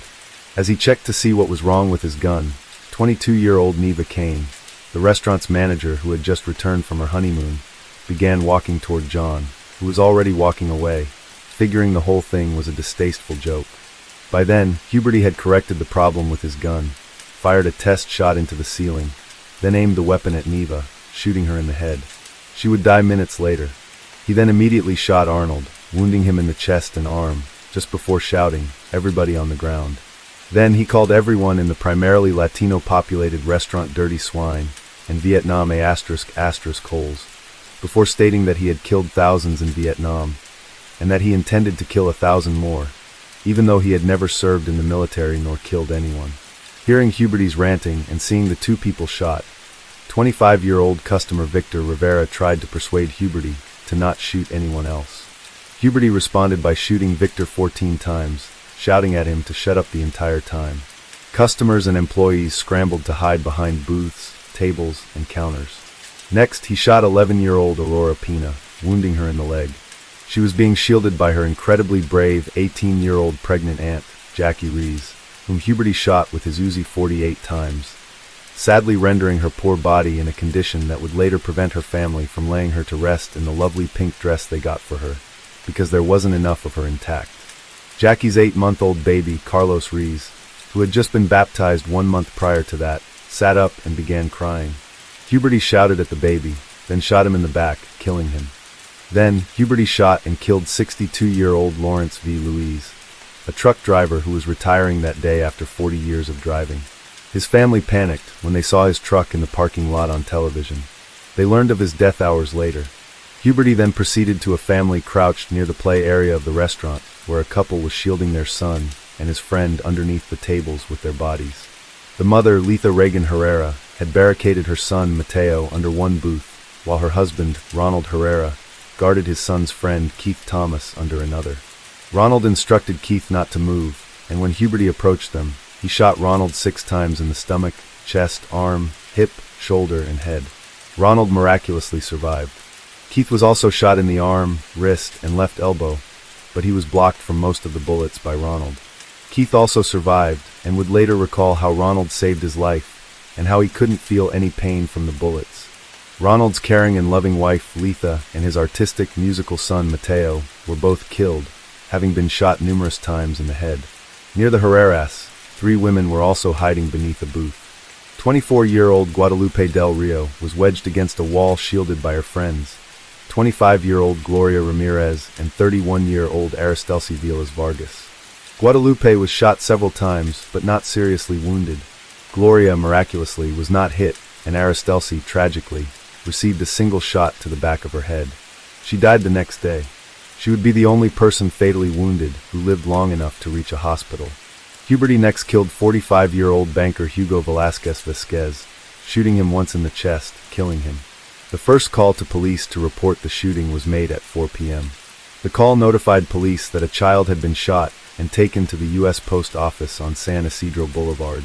The dispatcher mistakenly sent responding officers to the wrong McDonald's 2 miles or 3 kilometers from the San Isidro location, costing several precious minutes of the area not being locked down, during which time several other victims, unaware of what was happening inside, approached the restaurant. Starting with Lydia Flores. At just after 4 p.m., Lydia drove into the parking lot and headed to the drive-through window. She noticed shattered glass and heard gunshots. She immediately looked up and saw Huberty through the window shooting. She reversed her car and crashed into a fence. She then hid in bushes with her 2-year-old daughter until the shooting ended. Then, at approximately 4:05 p.m., married couple Astolfo and Maricela Felix drove into the parking lot and immediately noticed the shattered glass. Astolfo assumed that the restaurant was being renovated or repaired and that Huberty, who was making his way toward their car, was one of the construction crew. Huberty fired both his shotgun and his Uzi. The couple and their 4-month-old baby, Carla, called Carlita. He shot Maricela in the face, arms, and chest, blinding her in one eye and rendering one of her hands permanently unusable. Baby Carlita was wounded in the chest, abdomen, and neck. Astolfo was wounded in the chest and head. The couple managed to stagger away from Huberty's line of fire, and Maricela handed her crying baby to her husband, who, in turn, handed her to a stranger named Lucia Velasco just as Maricela collapsed.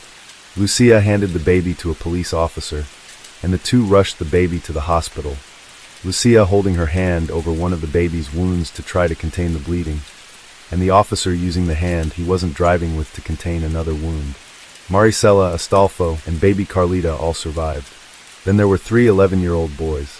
They'd just gone to get donuts, but one of the friends wanted ice cream as well, so they rode their BMX bikes to the McDonald's. As they pedaled into the parking lot, they heard someone from across the street yelling at them, but they couldn't make out what they were saying, so they hesitated. It was right then that Huberty shot all 3 boys. David Flores Delgado received several gunshot wounds to his head and died instantly. Omar Alonso Hernandez received several gunshots to his back and died a few minutes later, and Joshua Coleman, critically wounded in the back, arm, and leg, collapsed but was still alive. He'd just watched his friend, David, get killed. And then he watched Omar, his happy, humble best friend, with whom he conversed back and forth over their backyard fences as they helped each other learn the other's native language, struggle until he too died. Sir Joshua, having previously pondered what he might do were he in a similarly dire situation, laid still, playing dead, until the SWAT team would later come to rescue him, over an hour later. Next, Huberty targeted an elderly couple that was walking toward the entrance. 74-year-old Miguel Victoria Aloa and 69-year-old Ada Velezque Victoria. Huberty shot Ada in the face, which also wounded Miguel. Miguel instinctively began cradling his wife and wiping blood from her face while cursing at Huberty. Huberty swore back at Miguel, then shot him in the head, killing him. About 10 minutes after the first call to police had been placed, police arrived at the correct McDonald's. As soon as the first patrol car arrived, Huberty began firing at it, shattering its windshield and emergency lights. Police locked down the area spanning 6 blocks from the restaurant and established a command post 2 blocks away. 175 officers were deployed at strategic positions, soon joined by SWAT, a special weapons and tactics team. But still, they were unsure of how to approach such a dangerous situation. Huberty returned to the inside of the restaurant and continued his killing spree. At one point, he went to the cashier counter to adjust the radio. Victims assumed to listen for news of the incident, but instead he turned it to a music station and began dancing. A few minutes later, he searched the kitchen area and found a group of employees hiding. Huberty exclaimed, "Oh, there's more. You're trying to hide from me, you bastards," and opened fire. Two of employees, 18-year-old Margarita Padilla and 17-year-old Wendy Flanagan, grabbed each other's hands and tried to run for it, but Huberty fatally shot Margarita. Wendy was able to make it to a basement utility room. Of the remaining group of hiders, Huberty shot and killed 21-year-old Paulina Lopez and 19-year-old Elsa Borbo Fierro. He then shot 17-year-old Albert Leos, critically wounding him. Running out of ammunition, Huberty heads to the front of the restaurant to reload, giving Albert an opportunity to escape by dragging himself down the stairs to join a group of survivors hiding in the basement utility room. Two other employees from the group were able to successfully flee down a stairway and through to an emergency exit, escaping. Earlier that morning, Albert had actually contemplated not coming into work that day and joining his friends who invited him to hang out. But being the responsible young man that he was, he came into work instead. In the utility room, Albert would join 2 male and 3 female co-workers, one of whom was Wendy, who had taken refuge there, along with a woman and a baby. Once Albert arrived, he removed the shoelaces from his shoes and used them to make a tourniquet for his left arm, which was losing blood quickly, and he bit down on a cloth to stifle his cries of pain to avoid putting the entire group at risk of being discovered. At one point, 11-year-old Aurora Pena, the young girl who was shielded by her 18-year-old pregnant aunt and was laying next to her slain aunt, cousin, and friends, heard a lull in the shooting and opened her eyes. Huberty happened to be staring in her direction and noticed her open her eyes. He cursed, threw some French fries at her, then shot her in the arm, neck, and jaw. She miraculously survived, but would spend longer in the hospital than any other survivor.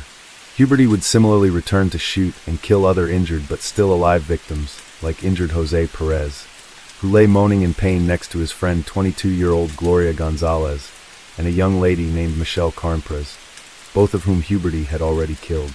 After minutes passed, then an hour, everyone inside the restaurant wondered, where are the police?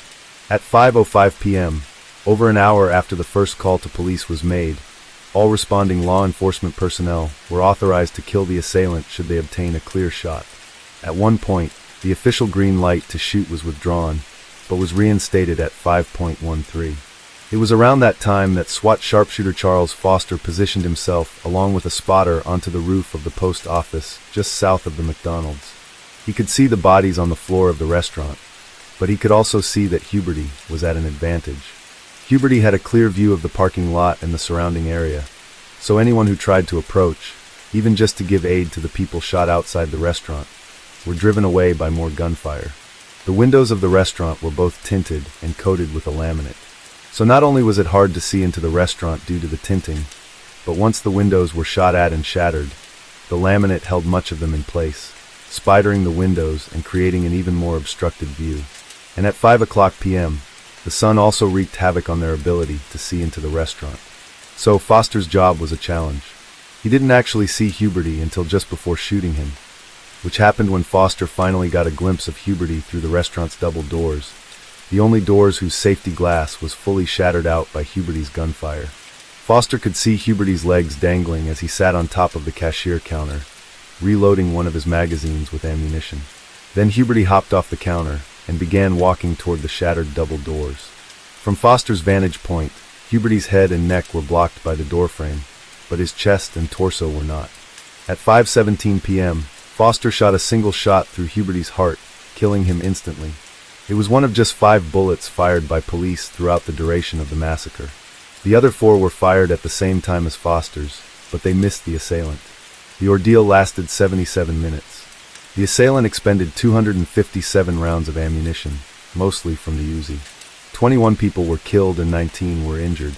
17 of the victims were killed inside the restaurant, and 4 were killed just outside the restaurant.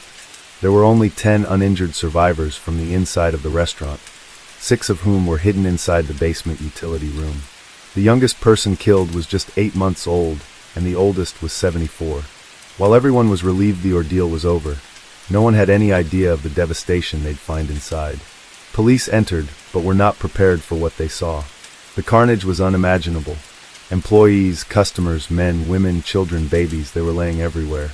As SWAT Commander Jerry Sanders reflected, I went through nightmares. So did a lot of the other guys. You can never put that vision out of your mind. Survivors were removed from the restaurant and treated. Guadalupe Del Rio, who had been shielded by her two friends but was also shot herself, didn't realize that she'd been shot. An officer asked her afterward if she was okay. She kept saying yes. So rather than alarm her, the officer took her to an ambulance where they treated her for the gunshot. Once the ordeal was over and the dust began to settle, the focus was on the police response time. Given that there were multiple types of firearms being shot as well as conflicting descriptions of the perpetrator, police contended that it was unclear how many assailants were inside the restaurant. They also reported that they were unsure whether any hostages were being held. Several law enforcement officers stated they thought it was a robbery gone wrong, and that the perpetrator was likely inside standing off with police and shooting out to police, but not shooting anyone inside. With a nearly constant, near-deafening sounds of 257 rounds fired throughout the ordeal, including into stainless steel equipment, and with victims clearly being murdered just outside the restaurant, the claim that police didn't know that people were being shot inside was incomprehensible to survivors. Victims and their families additionally contend that individuals who escaped had informed police that there was just a single gunman holding no hostages and shooting everyone he encountered. Another point of contention between law enforcement and the victims and their families was the San Diego Police Department's initial report following the massacre. It indicated that most everyone injured or killed within the restaurant had been shot by Huberty in the first 10 minutes after he had entered the restaurant. This claim was hotly disputed by survivors, who stated Huberty had shot both unwounded and wounded people over 40 minutes after he first opened fire, and that many who were shot in the beginning didn't die right away and could have been saved had they received aid. They cited multiple instances where people were shot or reshot late into the rampage, including Jose Perez and Aurora Pina. Mentioned previously, Ronald Herrera, who was shot by the gunman early on then again 45 minutes later, as well as the group of employees Huberty found and massacred over 30 minutes after the rampage began. To this day, victims and their families strongly contend that waiting 77 minutes for help to intervene was a failure beyond measure that cost both injured and not yet shot victims their lives.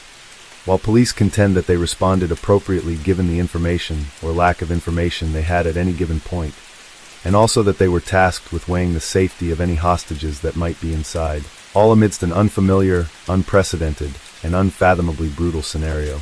In 1984, the Sani Syndrome massacre at McDonald's was the worst massacre by a gunman in U.S. history at the time.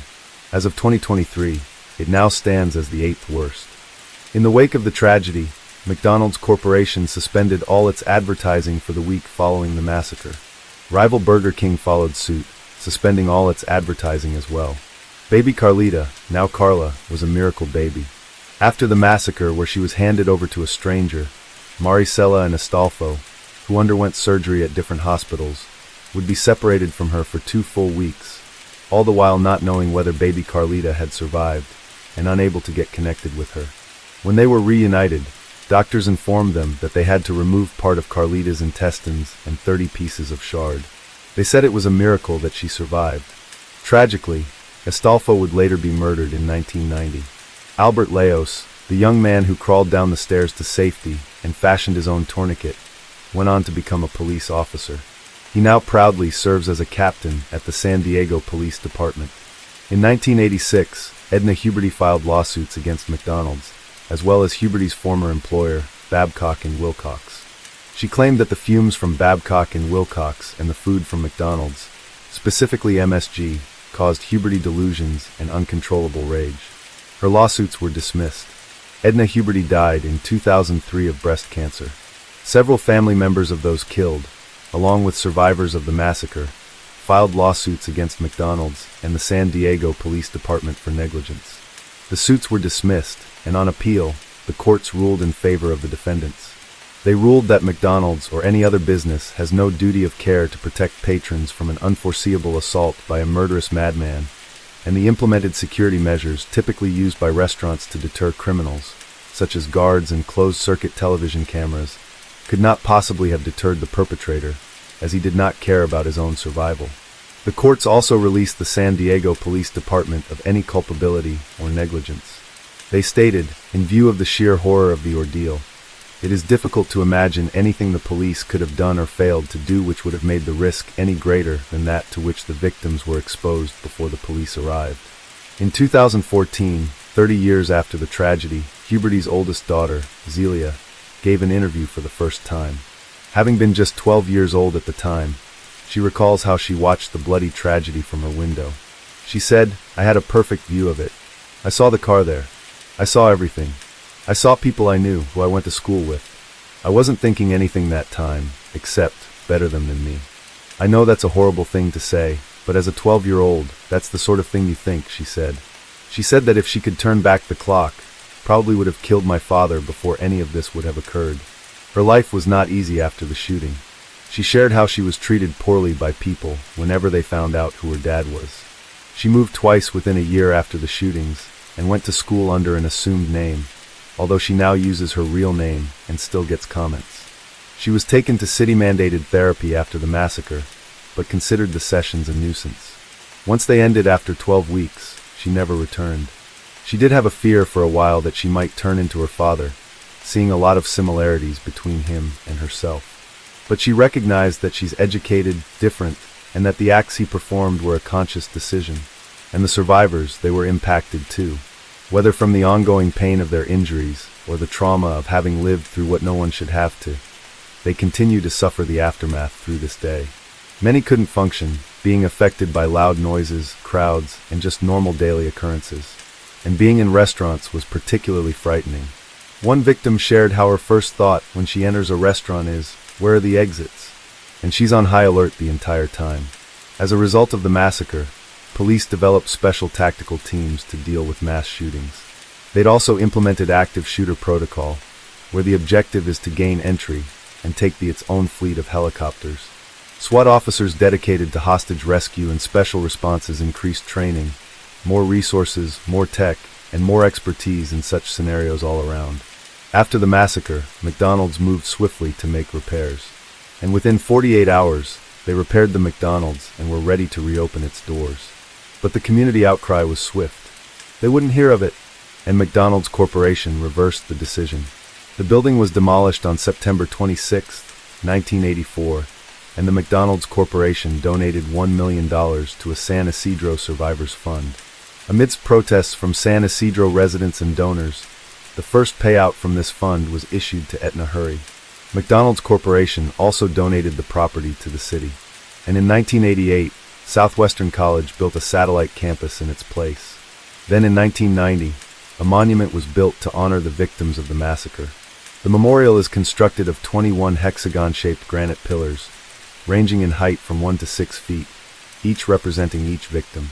And a plaque lists their names, along with a heartfelt statement. In 2016, a documentary called 77 Minutes was released, detailing the massacre. Ironically and tragically, the San Isidro massacre has something in common with another, more recent mass shooting in the U.S., the Uvalde, Texas shooting. Despite the decades of time that passed between the two deadly massacres, the response time before the perpetrator was brought down in both cases was exactly 77 minutes.